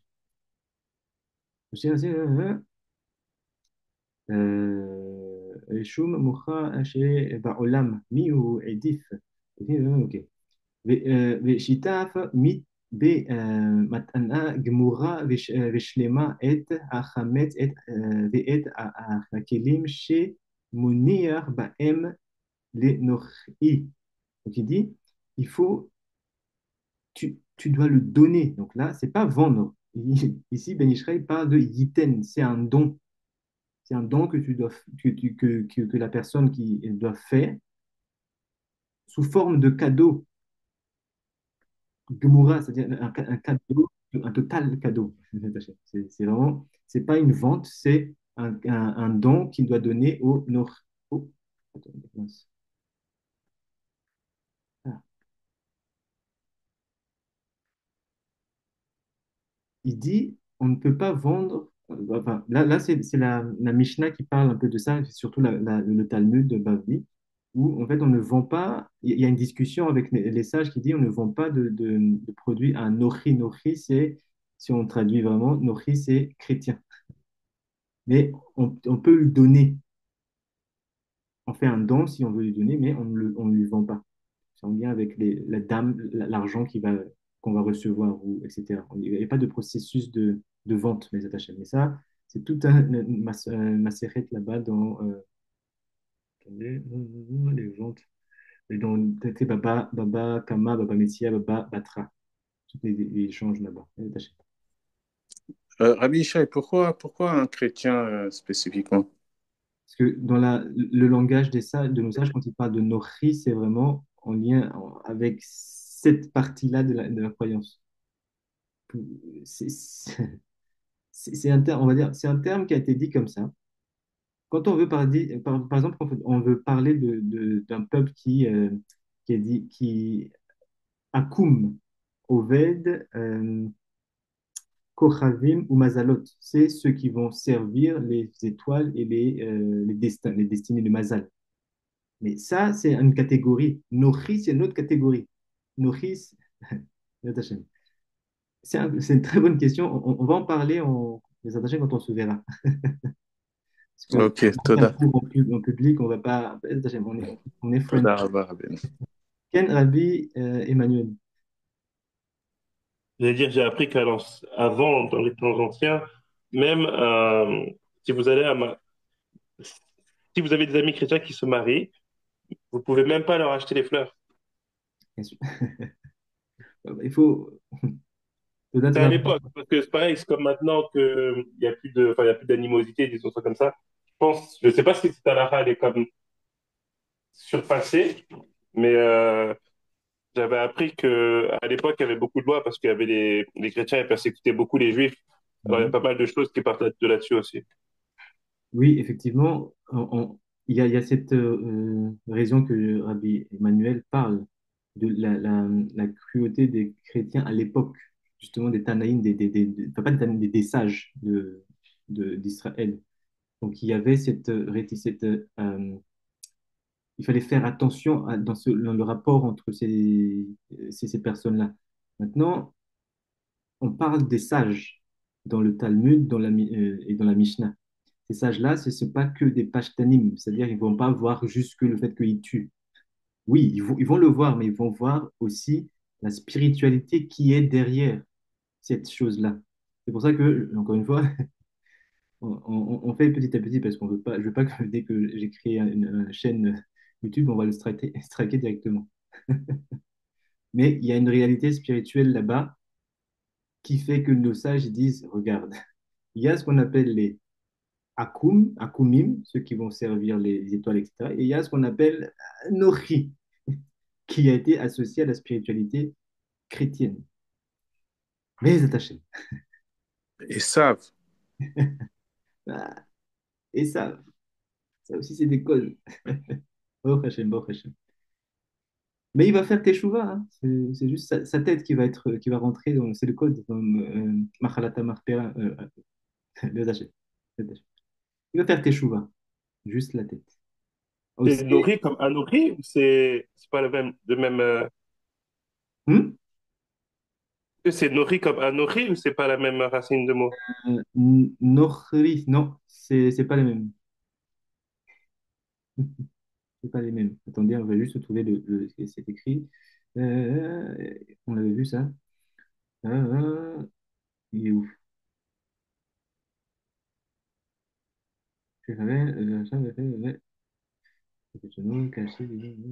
Justement, il y a une histoire avec Esav où il disait Anochi, Mhm, mhm, mhm. réservé à Hachem, quelque chose comme ça. Oui, oui, oui, oui. Nochri. Non, Anochi, c'est Aleph, Nun, Chaf, Yud. Nochri, c'est Nun, Chaf, Resh, Yud. Euh, Nochri. C'est là la dernière. Ouais, voilà, Anochi. Oui, voilà. Ha-Nochri. Et non pas Anochi. Il y a un Resh en plus là-bas. Et en Ok, plus, mais c'est le A, c'est la préposition. Enfin, c'est la préposition, donc c'est Nochi en vrai. oui. Donc c'est vraiment ça la Ok. racine. Oui, Nun Khafresh. Nochi, c'est les habitants, en tout cas ceux qui sont dans ce groupe qu'on appelle Nun Khafresh. Nachar. Ok. Merci, Gretzono. En fait, mipi chez derrière a matana hi yoten nechona. Donc il dit maintenant, Ben Ishraï, il dit quelque chose comme ça. Il y a des personnes, ils disent, il y a des sages qui ont été possèques à l'akha, qui ont coupé l'alakha en disant, oh, vous pouvez vendre. Mais la meilleure chose à faire, il dit, c'est de faire cette matana, c'est en don. Mipne chez derrière a matana, la façon de donner, c'est-à-dire sous forme de don, qui yoter Nechona, c'est le plus juste à faire à ce moment-là. Yes, Hachem. Dès à Mecheri המחרירה אינם עושים כתקנה וכל זה ייעשה בבוקר תכף אחר תפילת השחרית בכדי שלא ישכח מחמת tarda. Donc il dit, ce contrat-là, c'est pas ce contrat, oui, c'est un contrat ou un don, ou en tout cas, il y a un accord qui a été fait ici où il dit, je vais faire un don donc à ce goy-là. Il doit se faire juste après Shaharit pour ne pas l'oublier. Il ne faut pas oublier ça si, par exemple, on est dans une situation où on possède ces magasins-là où on a un stock de produits Hametz qui nous, c'est ça notre parnassa, notre gagne-pain. Donc, il faut le faire après la prière de Shaharit, immédiatement, voilà, pour ne pas l'oublier. ואף על פי שזה הגוי מחזיר לו הכל אחר הבשר ואינו נהנה כולם, אין בכך כלום. כיוון באמת הנוכרי קנאה כל זה כפי הדין. Donc il dit et même si cet homme-là, dont on a donné le don, il va revenir plus tard, à Pessah, pardon, Mahazir lo hakol. Ah, il va lui restituer tout son bien après Pessah, Achar Pessah, et Eno nihine kulam, et qu'il n'a pas tout mangé, il n'a pas tout touché de ses. Comment dire, il n'a pas lapidé, on va dire, le stock. En bechar klum kevan de ba'emet ha nochri kan a kol ze kefi adin. Il ne faut pas se dire, ok, parce qu'il n'a pas pris ou il n'est pas rentré une seule fois dans mon magasin pour peut-être me voir quelque chose. Donc, on s'est dit peut-être que il n'a pas compris que c'était à lui ou et du coup, est-ce que j'étais dans ma possession? Il dit non, ne t'inquiète pas. Quand tu as fait le contrat qui a été dit en amont, c'est vraiment pour dire ça. C'est à lui, il peut aller là-bas s'il veut. S'il ne le va pas, c'est pas grave. On lui dit, calme, il n'y a pas de souci. Quand tout a été fait en bonne et due forme, avant de rentrer à Pessah, c'est bon. ואותם יש להם מנעי מתיקה שיש בהם קמח, לא ישעו אותו בבית, אלא ימכרו לגוי או ייתנו אותם לו במתנה גמורה. Et pareil aussi, il dit, si par exemple il y a des produits qu'on ne peut pas garder trop longtemps, sont produits levés, hein, mais on ne peut pas garder trop longtemps, sinon ça va tourner, donc on ne peut plus le manger. Il faut prendre ça, il faut vraiment donner en forme de matana, de cadeau, un don au goïm. Oui, Rabbi Moshe, oui. Mais là, j'avais entendu comme quoi le Hametz, ça représentait l'orgueil chez un individu, chez quelqu'un. Je n'ai pas de source. C'est plus ou moins ça ou on parle de quelque chose d'autre? Oui, en fait, c'est l'explication qu'on va retrouver assez facilement quand on cherche sur Internet, effectivement. Et c'est une explication, on va dire c'est Kita Aleph, c'est-à-dire c'est le premier niveau d'explication. C'est-à-dire D'accord. qu'on va considérer à ce moment-là, en fait, il dit, voilà, le Hametz, c'est la Ga'ava, c'est-à-dire l'orgueil. Donc, du coup, pendant ces 7 jours-là, on n'en a pas besoin d'orgueil, justement. Et après, il y a toute une allusion en disant que, justement, l'orgueil, ça gonfle la pâte. Donc, en fait, ça gonfle aussi l'ego de la personne quand il mange. Mais ça, c'est un premier niveau. Et c'est effectivement, ça tient, n'est-ce pas? Et Maintenant, on peut poser la question, du coup, qu'est-ce qu'on fait du coup pendant le reste de l'année? Donc, c'est pas grave si on a l'orgueil pendant le reste de l'année? Bah, c'est ça, parce que pourquoi pourquoi le donner? Mhm.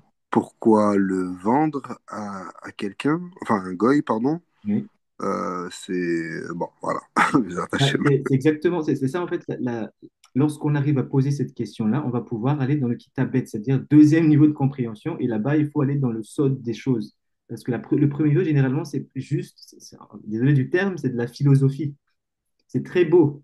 C'est magnifique de dire, OK, c'est associé à l'orgueil, ça gonfle l'orgueil, donc quelqu'un qui gonfle le torse.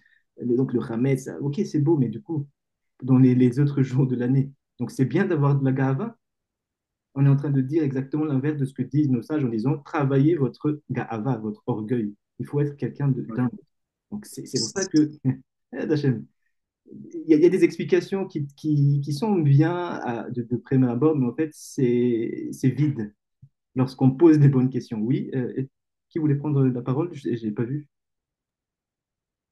Ah, c'est moi, je suis parti Oui. tout seul. Oui.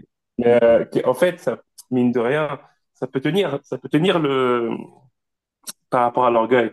Parce qu'on vient d'apprendre littéralement que Hachem, il est pas, Hachem, il dort, plus ou moins, on Mhm. va dire ça comme ça. Mhm. C'est-à-dire qu'on n'a plus de protection. Et on sait que l'orgueil, ça appartient qu'à Hachem. On sait que Hachem s'habille d'orgueil. Donc Oui. ça veut dire que littéralement, faire un calva remarque que si pendant, ça veut dire que la seule personne qui est apte à nous épargner ce qu'on mériterait, c'est Mhm. Hachem. Mhm. Mhm. Donc ça veut dire qu'à ce moment-là, quand il dort, faut surtout pas avoir d'orgueil, parce que sinon ça peut nous toucher sévèrement. Mhm. Mhm. Effectivement, ça pourrait tenir comme ça, mais il faut aller jusqu'au bout de ton raisonnement. En fait, justement, il y a le Télim qui dit Hachem Malar Geout Lavesh. Hachem, il est roi et c'est lui, il s'habille de l'orgueil. Nos sages expliquent justement dans Perkei Avot, ils disent que la seule création, non, le seul qui peut s'habiller de l'orgueil, c'est Akadosh Baruch Hu, c'est Hachem. Donc, nous, quand il dit ça, nous, on n'a pas le droit de s'approprier l'habit du roi. Quelqu'un d'autre, enfin, aucune personne, sauf si le roi il te dit, OK, maintenant, je te donne mon habit et tu peux t'habiller de mon habit, il aura le droit parce qu'il a été désigné. Mais le reste, si on n'a pas eu l'autorisation du roi, c'est une faute grave que de s'habiller de l'habit du roi. Donc, c'est là où, OK, à Pessah, on peut comprendre, OK, donc on n'a pas le droit de s'habiller parce que Hachem n'est pas là. Mais dans le reste de l'année aussi, Calva Homer a plus forte raison. Pourquoi on s'habillerait pendant le reste de l'année? Alors que justement, et le roi, il est là même, il est présent avec son habit, et nous, on dit, OK, je vais prendre cet habit-là, alors que le roi, il est éveillé. Tu vois ce que je veux dire? Donc, c'est Calva Homer. Je comprends la logique, mais après, en fait, quand on met dans leur, je comprends tout à fait hein, les choses, mais c'est juste pour avocat du diable un peu, mais c'est comme quand on met ça en évidence avec toute la période du Homer, etc., où on Mhm. n'a pas le droit d'acheter des choses, blablabla, ça fait mal à l'orgueil, etc. On voit, c'est beaucoup, ma match, c'est beaucoup basé sur l'orgueil en tant que tel. Et c'est un Mhm. peu comme c'est quoi?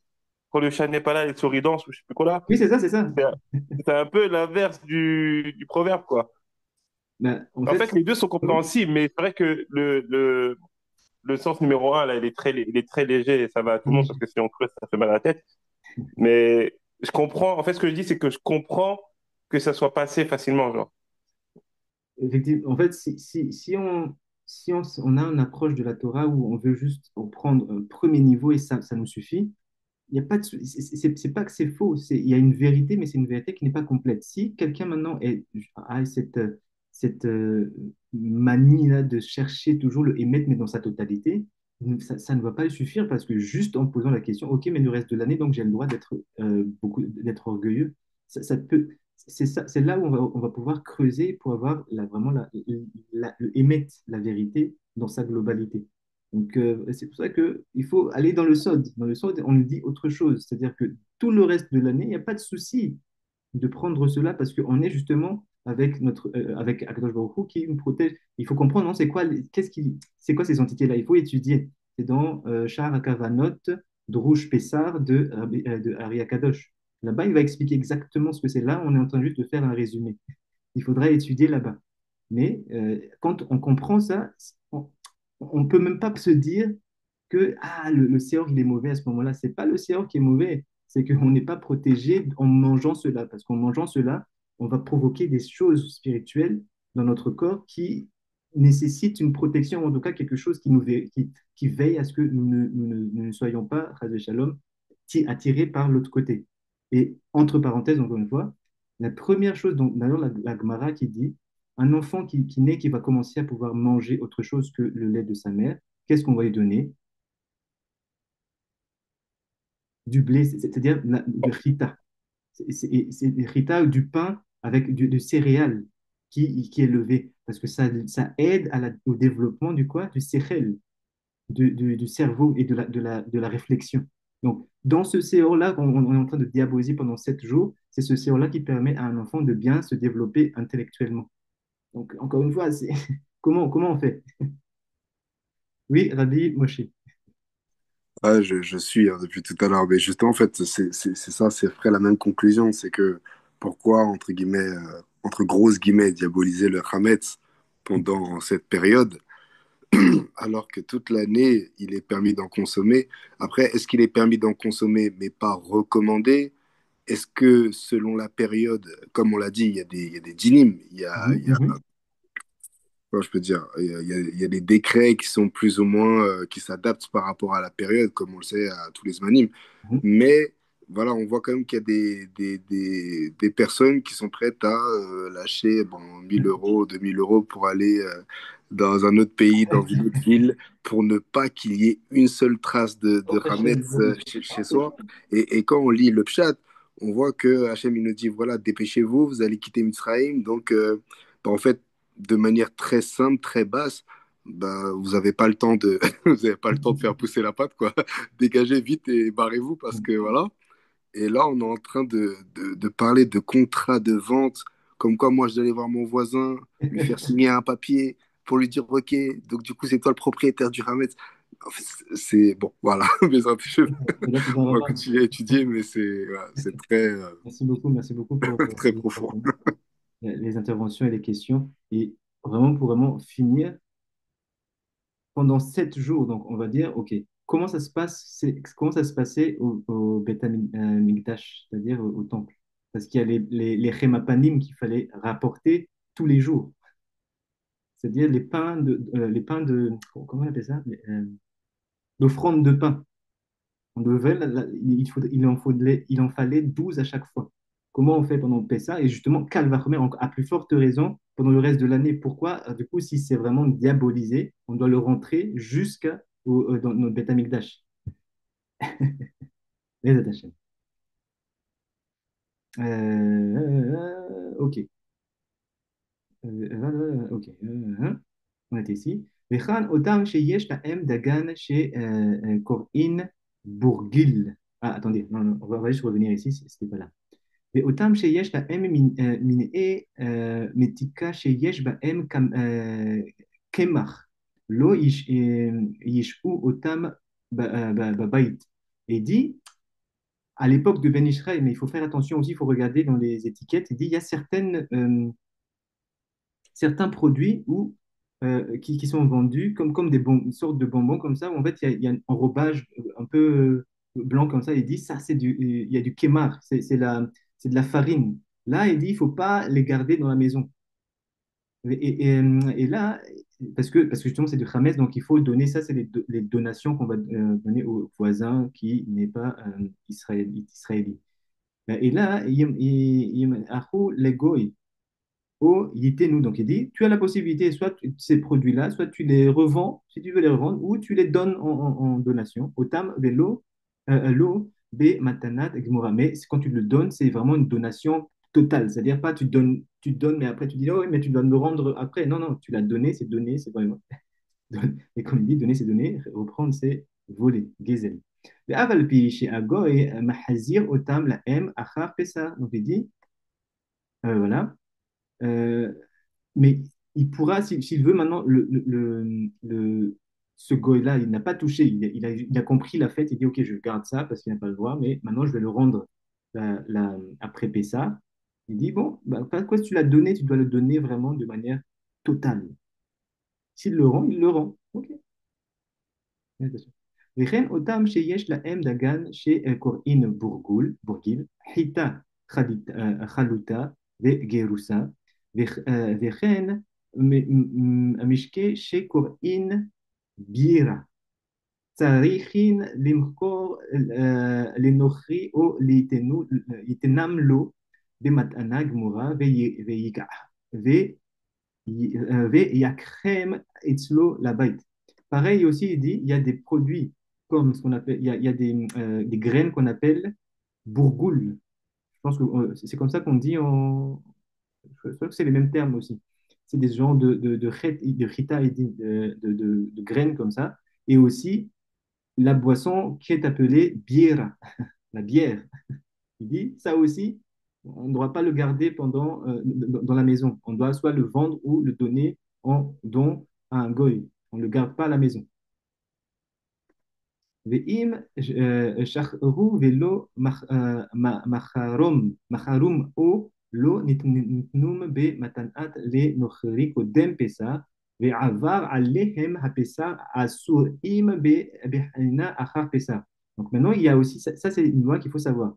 Si il y a un produit on a oublié de donner ou de vendre avant de rentrer à Pessah, donc il était toujours à notre possession avant Pessah, avant de rentrer à Pessah, et on est rentré maintenant à Pessah sans l'avoir vendu ou sans l'avoir fait un don. Après Pessah, il dit à sourd, il est interdit d'en profiter.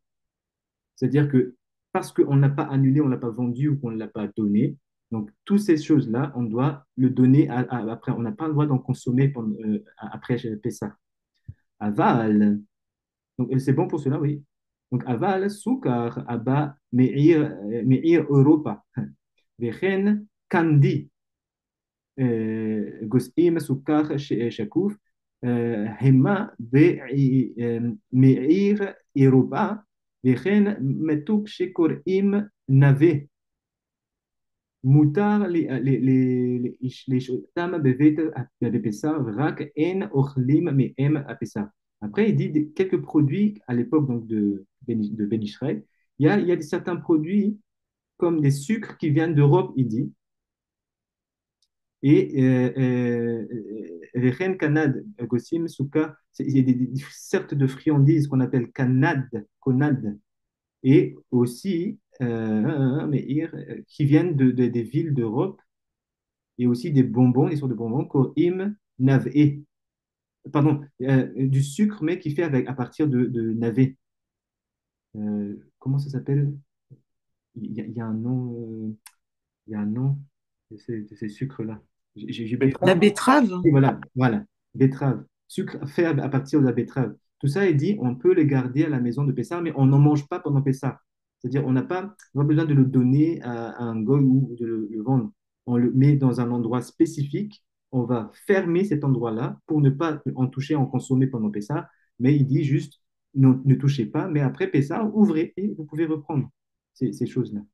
ומי שיש לו חמץ בספינה או בשעירה, ימכרנו לנוכרי במאות ובשתה, ויבואו אצל המוראה ללמוד נוסח השטר איך הוא. Après, il dit maintenant, si quelqu'un il fait du transport, export, import-export, et qu'il a pendant le jour de Pessah, il a son produit, c'est-à-dire ses marchandises qui est dans un bateau ou en transport, on est en train de transport dans les airs. Comment il fait pour l'annuler? Parce il est en cheminement, il ne peut pas l'annuler notre dit, il doit le vendre quand même à un nori. Là, on parle maintenant de vente, on ne parle plus de matana, parce que c'est des quantités énormes. Ça a une valeur monétaire énorme et on sait que la monnaie, c'est le sang, et le sang, c'est l'âme de quelqu'un. Donc, il va perdre beaucoup si il le vend, mais donc il dit il faudra le vendre quand même à un nori qui va réceptionner donc le cargo, mais avec un shtar. Il va y avoir un papier spécifique avec des contrats spécifiques là-bas, et là-bas, il dit il faut il faut voir avec quelqu'un qui a bien étudié qui connaît la réalité de ces transactions et qui connaît les cadres de ce contrat. Et c'est là où il faut se rapprocher maintenant d'un rabbin spécialisé pour faire cela. Parce qu'il faut absolument un contrat, sinon il va perdre tout sa marchandise. OK. Est-ce il y a une question par rapport à cette loi-là? C'est vrai que c'était un peu long, mais bon, Hachem, je pense que on a à peu près vu. Oui, Rabbi Emmanuel Titus. Cette loi, je connais, hein, Mhm. mais j'ai jamais compris. C'est littéralement vendre, pardon, c'est littéralement, comment dire ça? Truquer c'est pas truquer, mais j'ai pas de mot, désolé. C'est un peu comme truquer un contrat pour vendre sans perdre. Oui. J'ai jamais compris. Bah, c'est moi et En mon fait, cerveau, hein, je pense. oui, oui, non. Il y a la question a raison, il a lieu d'être. Maintenant, là, en fait, ce contrat-là devrait être seulement utilisé lorsqu'il est en question une marchandise d'une valeur très importante. Parce que la Torah protège à partir du moment où il y a une valeur très élevée. Parce que, comme on avait dit, c'est en lien avec la dame. Le dame, dame, c'est c'est l'argent dans le langage de nos sages. Et l'argent, dame aussi, c'est le sang. Et comme on a appris dans Shara Kedusha, la dame ou nefesh, le sang, c'est l'âme. Et nefesh ou à Adam Atzmo. L'âme, c'est l'homme en lui-même, c'est pas le corps. Donc, tout ça pour dire quoi? S'il perd autant d'argent, il va, chas v'shalom, c'est pas comme, il meurt parce qu'il a perdu beaucoup de sang, beaucoup de son mammon, de son argent. Donc, à ce moment-là, on doit faire ça pour le protéger, lui, pour protéger la personne. Maintenant, si c'est un C'est peu... comme, Oui, oui. c'est comme dans le Yovel, de mémoire. Mhm, Là-bas, ils font un mhm. star parce que normalement, tu dois libérer tout le monde, tu dois redonner les choses. Exactement, oui. Mais ils font un star aussi là-bas. Mais c'est comme une.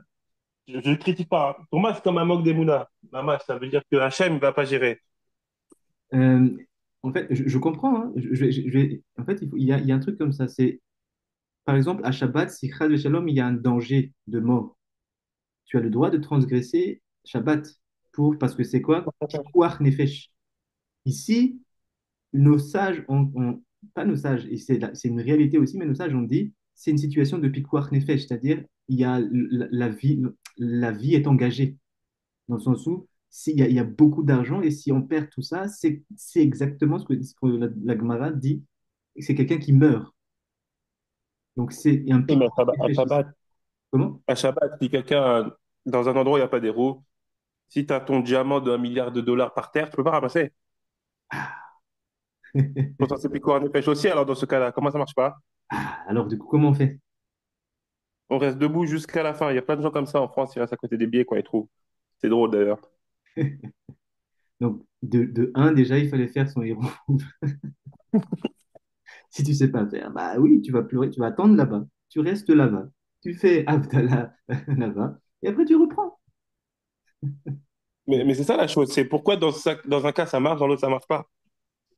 C'est un peu comme la question que j'ai posée ce matin dans le groupe et Rabbi Ponda il a répondu. Ben, Oui. je savais la réponse parce que je l'ai étudié, mais c'est vrai quand on dit oui, d'un côté ça a été considéré comme un jugement d'Hachem, de l'autre côté non, c'était pour sauver la vie, etc. C'est Mhm. comment une chose comment une chose a six faces quoi. C'est Mhm. comme je sais pas si tu vois ce qui Pas de dérange. souci, pas de souci. Oui, oui, bien sûr. Il y a- Ce qui dérange, en fait, il y a, il y a une notion de rahmanout.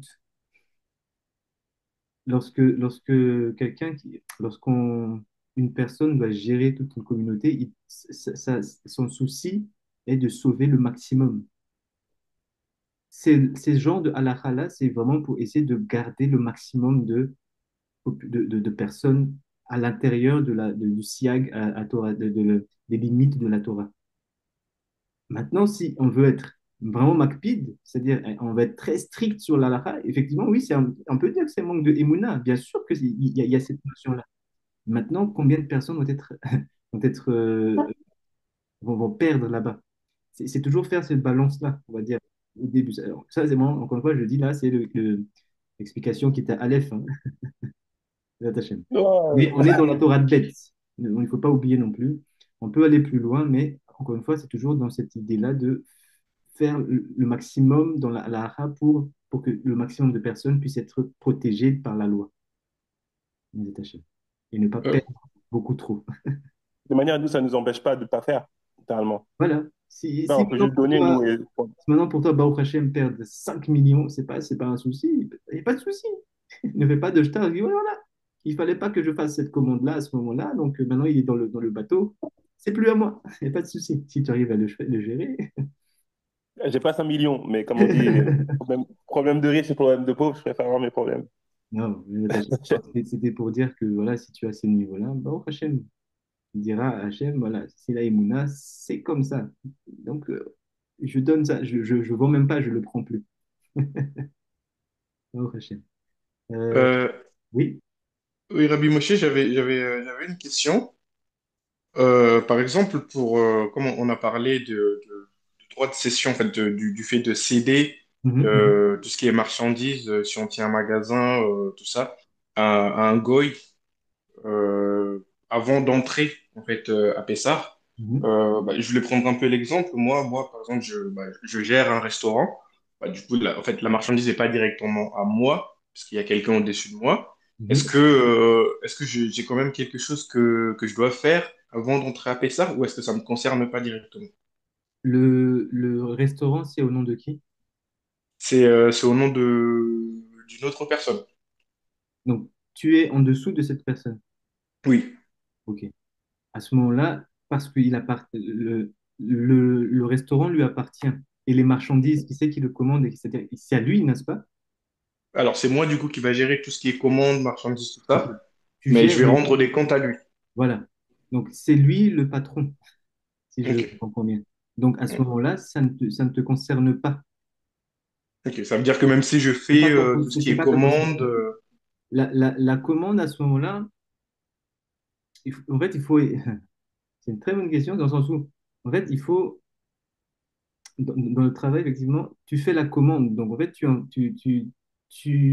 représentes le patron qui va euh, s'approprier un produit qui est Hametz. C'est hmm, là où ça peut, on va dire, si tu peux éviter, c'est le mieux, d'accord. même si c'est pas à toi. Hmm, Mais tu es le bras droit, le bras qui va faire l'action. Donc, tu peux dire, ah, si c'est possible pour le patron, de dire, OK, pendant cette période-là, est-ce que tu peux faire les commandes? Parce que tu essaies d'expliquer, il n'y a pas de souci. Si tu as Oui, besoin oui, ça, il n'y a pas de de... souci sur ça parce que c'était vraiment ma question, c'était vraiment de savoir, vu que techniquement parlant, j'ai une entité au-dessus de moi, Voilà. est-ce que ça me responsabilise ou est-ce que ça va plutôt sur sa tête à lui? Et même, deuxième chose aussi, pendant les 7 jours de Pessa, on n'a même pas le droit d'être pas, on a même pas le droit. Il faut éviter d'être à côté d'un endroit où il y a du Hametz et de Hmm, voir même du Hametz. ok. Donc, voilà. Voilà. Comme il a dit Rabbi Emmanuel, tu es le chalia, c'est-à-dire l'envoyé. C'est le représentant de celui qui a voilà, le représentant de quelqu'un. Donc, du coup, tu dois, tu vas reprendre quelque chose alors que c'est pas toi, mais tu représentes. Donc, quelque part, pas quelque part, c'est toi. D'accord, merci beaucoup pour la lumière. Pas de souci. Baruch Hashem. Toda pour la question. Je vais juste vérifier s'il n'y a pas d'autres cours qui ont le temps de commencer. Juste une minute. On va prendre peut-être la hadith et euh, Rabbi Ishaï, Ken. j'allais dire, je trouve ça un peu, après, je sais pas si j'ai bien compris. Donc, en fait, une partie par exemple, le Hametz, tu peux le donner au voisin, par exemple. Tu lui donnes un stock de, je sais pas, des gâteaux, des biscuits, tout ça. Mais il a le droit de te le rendre après. À partir du moment où tu l'as fait avant de rentrer à Shabbat, Oui. à Pessah, oui. Oui. Et il a le droit de te rendre et après, tu as le droit de le accepter en plus. Bah, on va le relire ici. Af al pi she'agoy mechazi. Attends, je vais juste revoir. Et là, yamkiru les goy o yitenu otam lo be otam lo, pardon, be matana gemura. Donc il dit ici, c'est ça ce que ta question. Mais,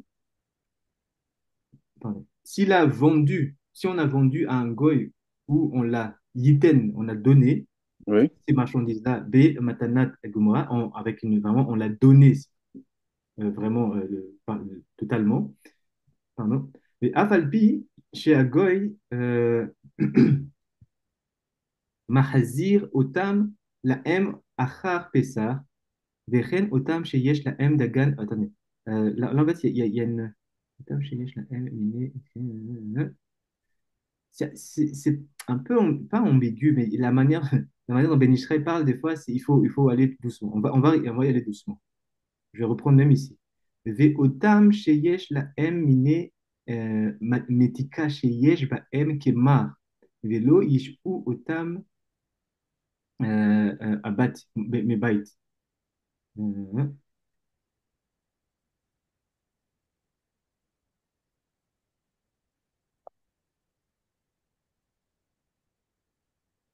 Oui, oui. Il dit ici, on peut si c'est des produits, en fait, là, on parle de produits qui vont être, qui sont périssables.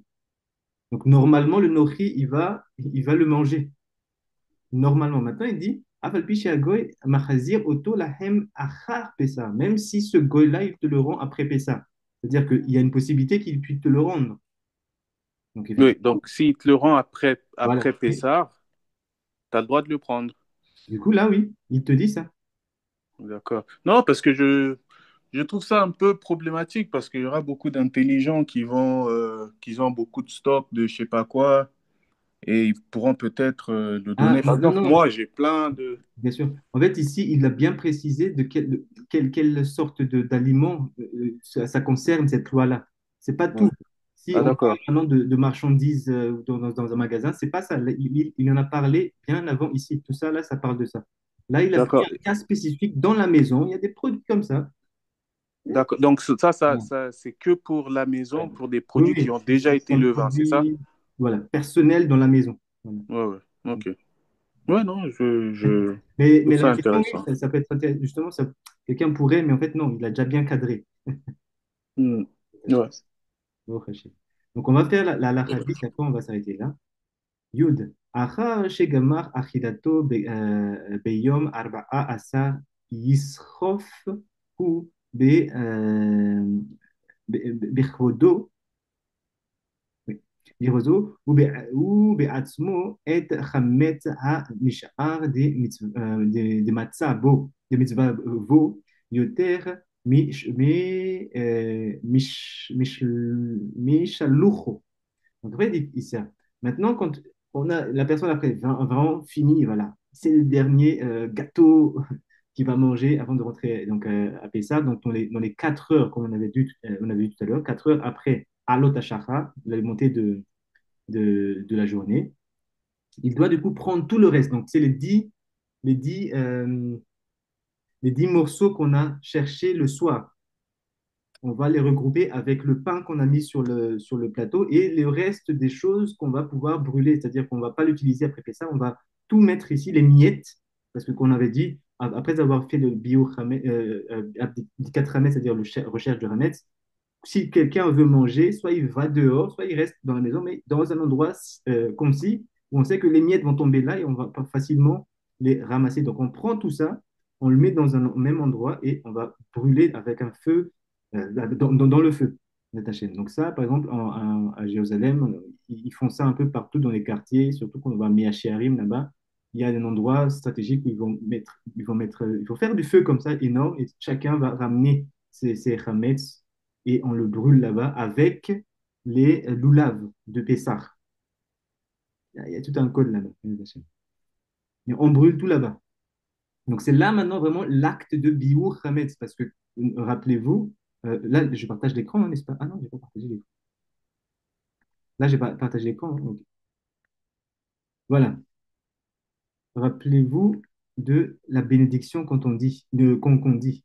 Baruch ata Hashem, béni sois-tu Hashem, et le Kilmei Haolam, notre Dieu, maître du monde, Asher qui déjà qui nous a sanctifié de ses commandements, Vetzivanu, et nous a ordonné al biu chametz de brûler le chametz. Donc en fait, c'est à ce moment-là qu'on va vraiment faire cette bénédiction, biu chametz.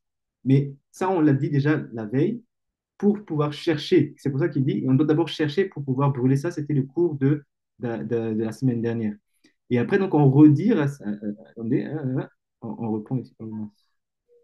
Attendez, il faut juste que je. Voilà. Bon, bon, je descends un peu, voilà. Il dit ça, voilà. Donc maintenant, on va faire le biur hametz, on va le brûler. Ça va? Yisrof, hu bichvodo, ou be'atzmo et chametz a nishar de mitzvazo. Donc ça, vraiment, c'est là où on va vraiment réaliser la mitzvah. Bon, yoter, mais chez le roux. Aval, asur, lizrok, a hametz, be reshut arabim. Il dit, mais maintenant, regarde, on doit brûler, mais il ne faut pas jeter les chametz dans le Bereshut Rabim, c'est-à-dire dans l'espace commun. C'est-à-dire, si par exemple on dit, OK, ça c'est mon espace avec comment on appelle ça, les barrières, je vais le jeter à l'extérieur de la rue où tout le monde passe. Il dit, non, non, non, il ne faut pas faire ça. Bereshut Arabim, Mishum Bizouille, parce que ça, on ne donne pas de kavod à ces pains et à ces produits levés. Là, il y a aussi tout un code ici. En fait, il faut comprendre que les halachot de Ben Ishraï, il dit la loi, mais lorsqu'on lit les introductions dont il donne, il est en train de révéler une réalité spirituelle dans la mitzvah, l'ordonnance, dans la loi qui était en train de discuter. Ici, il y a un code énorme dans ce qu'on appelle un pain levé. Et c'est là, justement, quand on étudie le code d'un pain, c'est quelque chose de très saint, de très kadosh, justement. Donc, il dit, il faut lui donner son kavod, il faut le respecter, il faut donner son honneur quand on le brûle. On ne fait pas n'importe quoi avec ça. C'est pas genre, on prend le pain, on l'a fini, on jette comme ça. D'ailleurs, ça, c'est une loi pour toute l'année. Si, par exemple, il y a un pain rassis, on ne doit pas le poser par terre. On doit le mettre dans un sac et le suspendre jusqu'à ce qu'on puisse, par exemple, le brûler ou le transformer en pain perdu si on est français, par exemple. Mais ne jamais disrespectful, ne jamais, comment on dit ça? Ne jamais Manquer de respect. manquer de respect total. Manquer de respect au pain. Il y a tout un code énorme dans le pain. Voilà, exactement comme a dit Rabbi Emmanuel, comme la Afrashat Chala, quand on prélève la Chala, quand on fait justement le pain de Shabbat, ça, on doit le brûler brûler complètement, mais on ne le jette pas directement comme ça, parce que c'est mevasvel, c'est-à-dire on ne le respecte pas. Il n'y a pas de kavod. Donc c'est pour ça qu'il dit brûle la chose, mais justement, là, on va encore justement dans ce sens-là où comment, en appliquant cette loi-là avant de rentrer à Shabbat, à Pessah, on doit donner du kavod. Et il y a une autre explication du Pshat qui dit non, le Hametz, c'est le diable, diabolisé, attention, c'est de l'orgueil. C'est un peu contradictoire. Be'ez Hashem. Et Gam Yesh basé Chilul Hashem, il te dit en plus, Be'inyan Hagoyim, et en plus de ça, si quelqu'un, un juif, il rentre à Pessah comme ça en Israël, il dit ok, voilà, on n'a plus besoin de pain, il le jette ça comme ça dehors, il dit ça s'appelle un Chilul Hashem, donc tu es en train de salir le nom d'Hachem. Aux yeux de qui? Des goïms. Pourquoi? Parce qu'il te dit ok, ils ont tellement d'argent, ils sont tellement riches qu'ils jettent le pain comme ça. Chas Shalom. Que Dieu préserve. Oui, Rabbi Moshe. Ça serait pas possible de le donner à des oiseaux, à des démunis, des gens qui n'ont pas de quoi manger. Forcément, il faut que ce soit un individu, un goy, mais un individu comme une sorte d'égal, quoi. Je peux pas, si j'ai un excès de pain et que j'ai pas de voisin ou j'ai pas envie de gérer ça, je peux pas aller au lac et aller donner à manger aussi pour m'en débarrasser. C'est une très bonne question. Il y a une discussion comme ça aussi qui dit est-ce que c'est donner du kavod est-ce que c'est manquer de respect au pain, c'est quand on le donne à manger aux animaux? Ah oui, j'avais justement posé la question aussi à Rabbi Pénas, que au lieu de, je crois qu'il fallait le brûler, non? Le mieux, c'est de brûler. Pourquoi? Parce que, encore une fois, il faut étudier le sod, le secret de ce qu'on appelle l'éhem. C'est quelque chose de très élevé. Et seul un médabère, celui qui parle avec une intention précise, a le droit d'en manger. Pas le droit d'en manger. Il peut en manger et sortir la sainteté dans ce qu'on appelle le pain. Si on donne ça à un animal, il n'a pas la capacité de faire le travail nécessaire. Donc, c'est détruire pas détruire, mais faire descendre le niveau d'honneur de ce pain-là. Même si ce pain est devenu rassis, il faut le respecter. Oui, Et oui. alors, à quelqu'un qui n'a pas les moyens, ou je sais pas, enfin, quelqu'un qui n'a pas les moyens de manger ou qui n'a pas de parnassa, on ne peut pas lui Donc, donner. ça, on pourrait lui donner, si on a par exemple des boîtes de biscuits, etc., on peut lui donner, mais en fait, l'action de brûler à ce moment-là, là aussi, c'est tout un code. C'est pour ça qu'on parle vraiment de Bi'ur Hametz. Il faut le brûler à ce moment. Et cet acte-là est vraiment, au niveau de la spiritualité, il est vraiment en parfaite connexion avec la réalité spirituelle, où on a fait toute cette recherche-là pour arriver à un moment où on doit brûler. Ah, Maintenant, si tu veux donner à quelqu'un une nécessité, c'est là où on va rentrer dans ce que Rabbi Yochanan a parlé, où des choses qu'on a un peu dans la maison, il y a des choses, ok, ça je peux donner parce que voilà, c'est même pas. Donc, ces choses-là, tu peux donner à un nécessiteux, il n'y a pas de souci. Qui n'est pas israélite d'ailleurs. Mais Rabbi Ishai, pardon, juste pour revenir, tu as dit que genre un animal où il pourra pas élever ce pain-là, il ne sera pas le travail. Mais un goy non plus, il va le manger comme ça. C'est un peu pareil, quoi. Ils vont pas savoir l'élever, tout ça. Donc, Il faut le oui, brûler, un hein, goy, il est au même niveau qu'un animal. il faut le brûler. C'est, si tu veux straquer tu veux straquer La ma vidéo va être chaîne. censurée, c'est fini, il n'y a plus de vidéo. C'est fini. Non, non, non, Ta chaîne, c'est fini. c'est fini déjà là.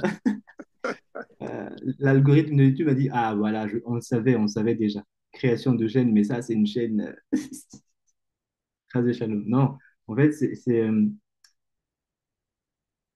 la culture du pain existe aussi dans les autres nations. C'est pas que Israël. Donc, Nickel. en fait, c'est dans la fabrication du pain. Vraiment, je vais faire niveau pchat là, niveau un, la nourriture par excellence d'un homme, c'est-à-dire la création enfin, l'homme, c'est le pain, parce que c'est vraiment, on va dire, c'est la symbolique entre le travail des humains et des hommes. Ça, on parle ici de pchat, hein, compréhension philosophique beau.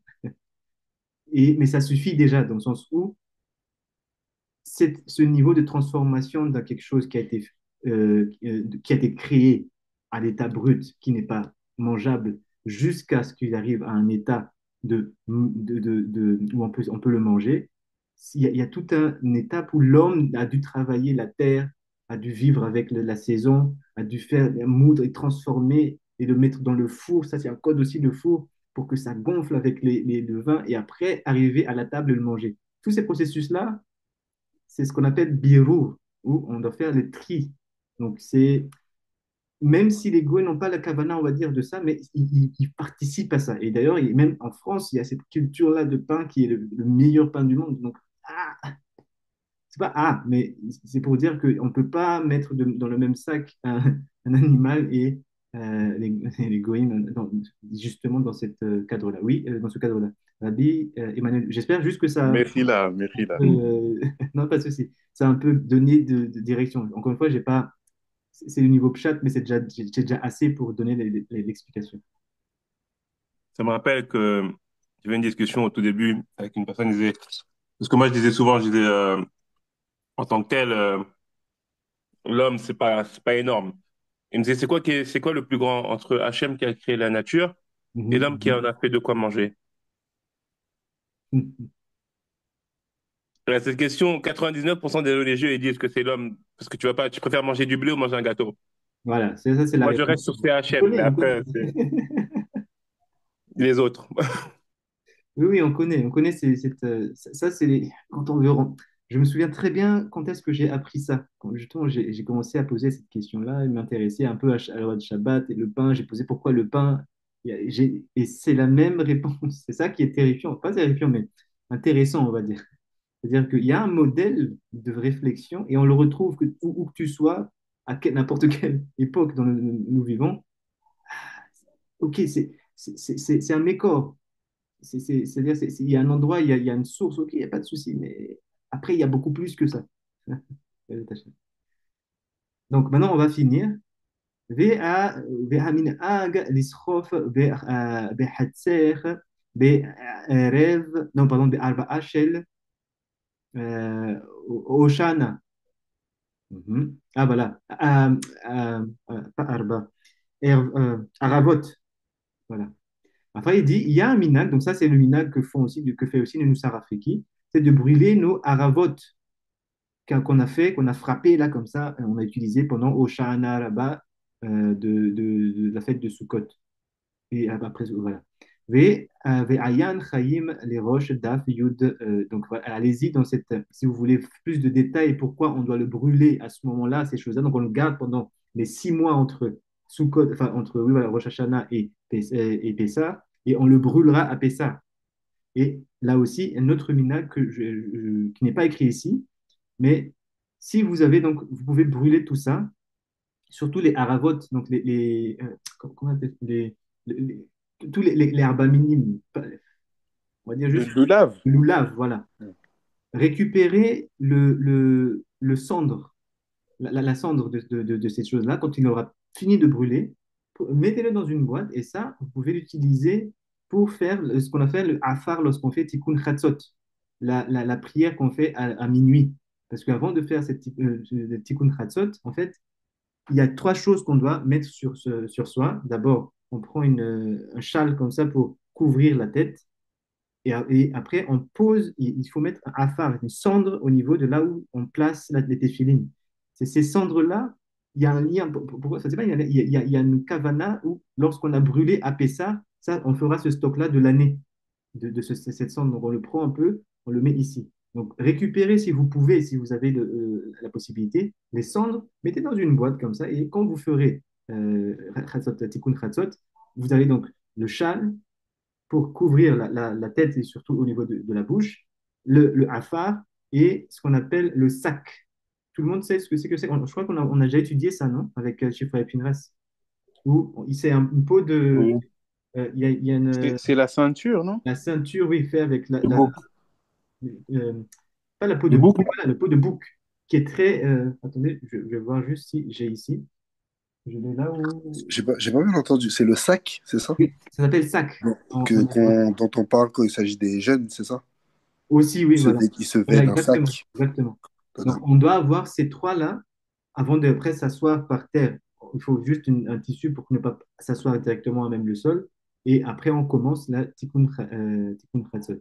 Donc, d'où on prend ces cendres-là, de là, pas de là, on peut le prendre de là parce qu'il y a une kavana, il y a un lien spécifique à ce moment-là. Bezat Hashem. On étudiera aussi plus tard, Bezat Hashem, Dininder, mais Bezat Hashem. Ça, il y a une cours qui a déjà été faite, mais il faut chercher la chaîne YouTube du Grand Rabbin d'Afrique.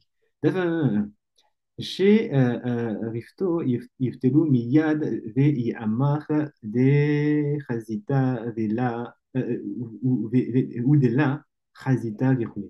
ויאמר הביטול שלושה פעמים. Donc après, on redira ce texte-là quand on aura fini de brûler.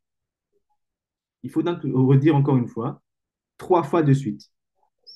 Quand c'est écrit ici, next day after burning, donc le jour d'après, quand on aura brûlé, ici c'est quand on a fait le Bdikat Hametz, on va le chercher. Là, donc le lendemain, c'est-à-dire le jour. Oh, qu'est-ce que c'est? Oh, ok. Ah, qu'est-ce qui s'est passé?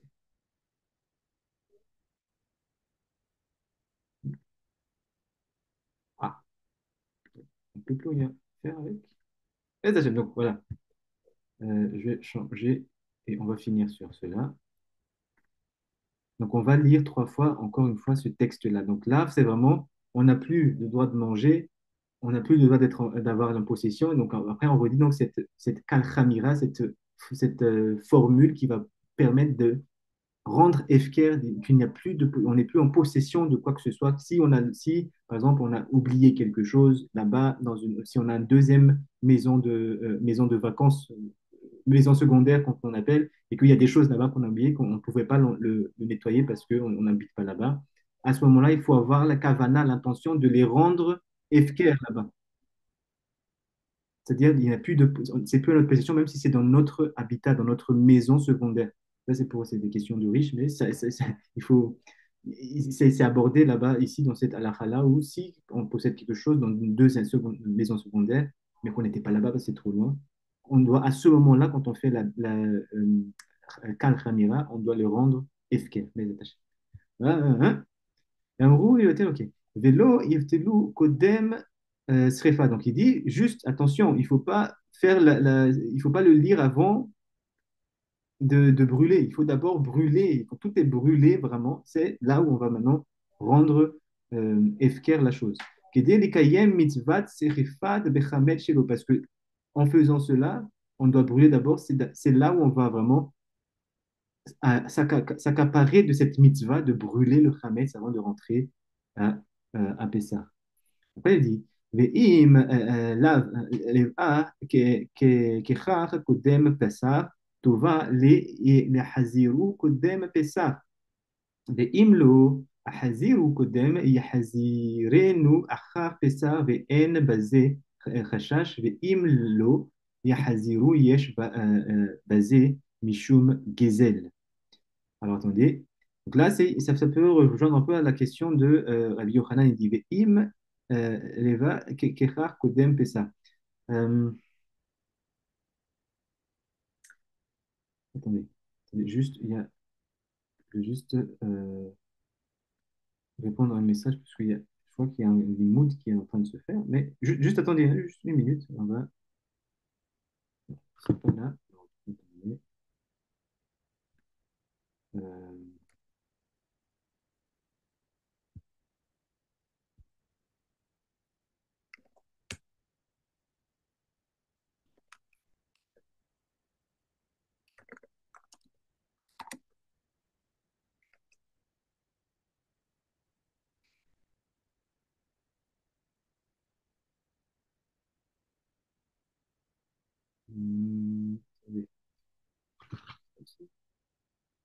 Ah, ok. Dans 2 heures. C'est ok. Les attachés. Donc, on va finir. On va finir. Nous, Benishraï.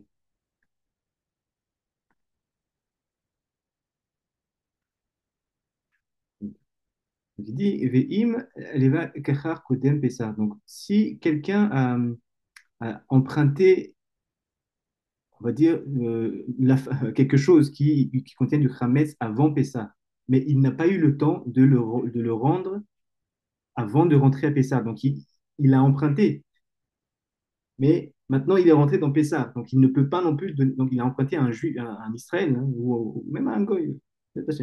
Il dit, il rentre à Pessah, il a fait l'annulation de toute possession de Hametz. Mais il a emprunté, donc s'il ne le rend pas, c'est du vol. Il dit, voilà. Et imlo achaziro kodem yachaziro achar Pessah. Donc s'il n'a pas pu le rendre avant de rentrer à Pessah, il n'y a pas de souci, ne stresse pas. Tu pourras le rendre après Pessah. Il n'y a pas de raison de s'inquiéter, il dit, à ce moment-là, parce que c'est un empreinte, c'est pas à toi. Donc, tu n'es pas en possession, tu l'as emprunté. Ve'im lo yahaziru yesh basé mishum gezel. Et maintenant, donc, pendant ces périodes-là, parce que tu ne l'as pas rendu, ce n'est pas considéré comme étant du gezel, du vol. Il faut juste, parce qu'il y a un zman, il y a un temps spécifique où tu n'as pas le droit non plus de le rendre à ce moment-là. Il faut le rendre après Pessah. Donc, ce ne sera pas considéré comme du vol. Tu lui expliques juste que ça sera restitué après Pessah.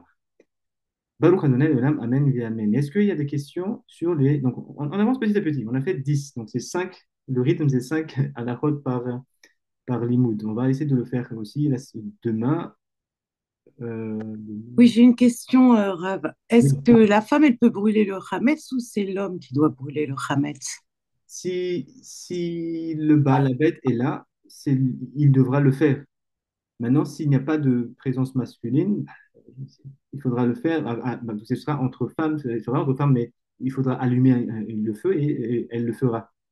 Si dans la famille, il y a un enfant, un béchor, un garçon qui est l'aîné, il pourra le faire. Donc, si voilà, c'est vraiment, il n'y a vraiment pas, il y a plus personne, bah, bien sûr que la femme peut le faire. Mais la priorité, c'est le Baal Habait. C'est bon? D'accord, merci, merci. Ok. Donc, vous regardez juste, hein. Si jamais on ne le finit pas, mais on va quand même essayer de le finir. On est ici à la Chayoud. Il reste, on a encore 43. Donc, après, il y a d'autres halachot spécifiques. Lorsque Shabbat, il dit halachot imchol erev Pessah beshabbat kodesh. Si le soir avant de rentrer de Pessah, c'est le Shabbat kodesh. Et c'est dans notre cas, non, normalement. Enfin, selon le cas normal de la chaîne. Donc là aussi, il y a une spécificité ici. On verra, du coup, parce que c'est dans notre cas cette année. Alachot, Hérouv, Kéché, et après on parlera aussi des Hérouv, du coup, Tachvilin, pour pouvoir cuire après pardon, Ilchot, Hérouv, Kéché, Yiz, Deman, Shabbat, Achar, Yom Tov. Donc voilà, si le Yom Tov, il est avant de rentrer à Pessah, à la Shabbat. Donc, il faudra préparer ce qu'on appelle un Hérouv pour nous donner l'autorisation de cuire des mets pour Shabbat. Donc, ça aussi, c'est des halakha ici, qui peut être abordé ici. Oui, Rabbi Moshe. Avec la dernière intervention, vous m'avez encore perdu. J'avais une question, maintenant j'en ai deux. Je sais qu'on doit aller vite. Mais c'était plus par rapport au fait que, il me semble que c'était hier, oui, j'ai pu demander à mon rabbin, du coup, Mhm. par rapport à Shabbat qui sort et la nuit du Seder. Mhm. Bon, je sais que c'est pas la politique du rabbinat d'Afrique de contredire les rabbinim. Bon, pardon. Mais en tout cas, il m'a dit qu'il fallait préparer la table avant Shabbat, mais que le Seder se fera, les cuissons et tout se fera motzei Shabbat.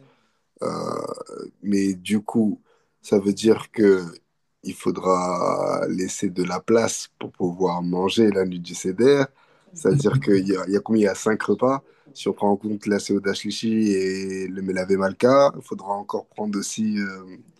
Est-ce que le CDR va remplacer le Melavé Balka ou c'est autre chose? C'est un peu compliqué là dans ma tête. On va voir ça dans la halakha, mais déjà, non, le Seder de Pessah, c'est le Seder de Pessah. Melavé Malka, c'est Melavé Malka. Maintenant, je vais juste donner, enfin, on va dire, une piste pour relever l'incohérence de la chose. Mais c'est quoi? C'est on sort d'un Kodesh, des Kodesh, n'est-ce pas?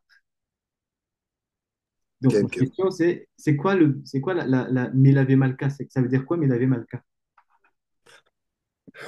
C'est pas le repas du roi, je sais plus comment on appelle ça. Mais laver, je sais pas du tout c'est quoi. Mais Malka, c'est Pour un accompagner repas haute. pour accompagner la reine. Voilà, on accompagne la reine à partir, mais en fait, on accompagne une reine pour accueillir une autre. Mais en même temps, on dit que Pessah, c'est Shabbat, Shabbaton. Donc, je pose, voilà, c'est vraiment juste une question, hein. Comment on arrive là? On en arrive à là. C'est du Shabbat. Donc, on raccompagne qui? Pour aller où? Alors qu'on rentre aussi dans un autre fête qu'on appelle Shabbat, Shabbaton. Et C'est compliqué, c'est compliqué. Euh, je vais, On va dire, à ma vie, Ben Kodesh et Kodesh, de toute manière. Donc, oui, oui, oui, oui, on dira Amavdil Ben Kodesh et Kodesh. Donc, on raccompagne, ok, on va faire un Mavdil entre tout ce qui est Kodesh. Oui, ouais, Bet Hashem. Pour dire que le Seder de Pessah, c'est en lien avec Pessah. Il ne faut pas l'associer avec euh, Melave Malka. Donc, maintenant, si on ne fait pas Melavé Malka, entre guillemets, enfin, vraiment pour essayer de donner du sroul, on peut ne pas faire race de ce. C'est pas que j'ai dit, c'est pas que j'ai dit ça, c'est-à-dire, c'est optionnel, ça t'est rajouté. Donc, si on ne le fait pas, l'importance dans le Shabbat, c'est vraiment les trois séoudotes du soir, du Shaharit et Seudat Shlishi. Le quatrième, c'est optionnel. Donc, si vraiment on n'a plus faim, on n'est pas obligé de le faire. On va faire directement le CDR Pessah. Mais pareillement, pendant les séodotes, il faudrait éviter de consommer du Hametz. Voilà. Donc, c'est là où, du coup, ma question, comment on va faire Béour Hametz? Parce qu'on ne peut pas allumer le feu. Faut le faire Comment? jeudi. Faut le faire vendredi, jeudi à vendredi. Voilà. Donc, du coup, comment on fait du coup pour tout le pain qu'on a? Parce on doit encore faire les chalotes. Il faut Mais est-ce manger, que, il faut faire très attention quand on mange Shabbat. vous faites ralotte? Est-ce qu'on fait ralotte ou on fait pitote ou on peut faire le hack de matzah, de faire passer la matzah en. Là, on va voir les halakhot, mais il y a une minax, les Ashkenazim, ils ont cette habitude-là de manger aussi la matzah pendant toute l'année. Donc, à ce moment-là, peut-être faire directement la matzah à ce moment-là. Mais en fait, du coup, ma question, on a perdu déjà le kavod de matzah qu'on va manger à Pessah, parce qu'on en a déjà mangé avant. Et Donc, du coup, ça serait quel bracha pour si on mange de la matzah pendant les séoudotes? Désolé, j'ai beaucoup de questions là. non, non, non, il faut vraiment poser ces questions-là parce que c'est là où on voit vraiment l'incohérence. Enfin, ça crée des situations compliquées, Mhm. alors que nos sages à l'époque ils disaient juste Shabbat, il est pleine lune. Tu n'as pas besoin de poser la question. Ah, c'est vendredi, après on est dans dimanche et. Waouh! Donc, non, la question c'est comment on dira du coup avant Pessah, c'est Mésonote, après Pessah, ce sera Amotzi. Enfin, pas pendant Pessah, ce sera Amotzi. Donc, on ne sera pas yoté du motzi de Shabbat si on mange que du. Baruch Hashem, Baruch Hashem. Bah, t'as le rabat. On va voir ces halakhot-là, ces lois-là pendant Bezat Hashem. On va essayer de le voir dans le Ben Ishraï. Là-bas, tout sera bien cadré. On va essayer de le faire. Ça, Bezat Hashem. Merci pour les questions. Est-ce qu'il y a d'autres questions ou c'est bon?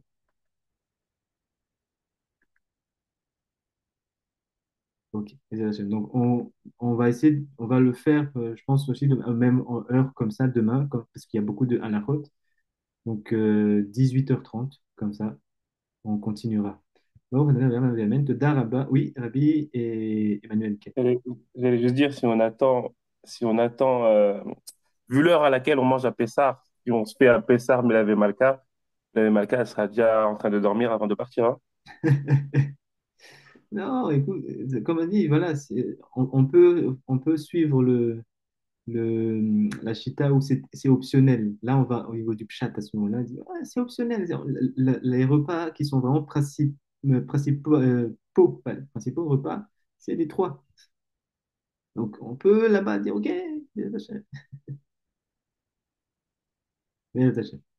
Ok, תודה רבה רבי עמנואל טיטוס, תודה רבה רבנית קטרין, תודה רבה רבי משה, תודה רבה רבי יוחנן, תודה רבה רבי יוסף בן זולה, תודה רבה רבי בנימין יעקובה, תודה רבה רבי רבנית הדסה, פרדון, תודה רבה מה קיטוקו, תודה רבה Rabbi Youssef Chaim Bango. Oui, je te donne la parole après. Je vais juste remercier tout le monde. Tודה רבה רבנית סעדיה, תודה רבה Rabbi Ange Michael, Rabbi Tsiaba Cueto et Toda Rabba, Rabbanit Karoil Ken, Rabbi Emmanuel.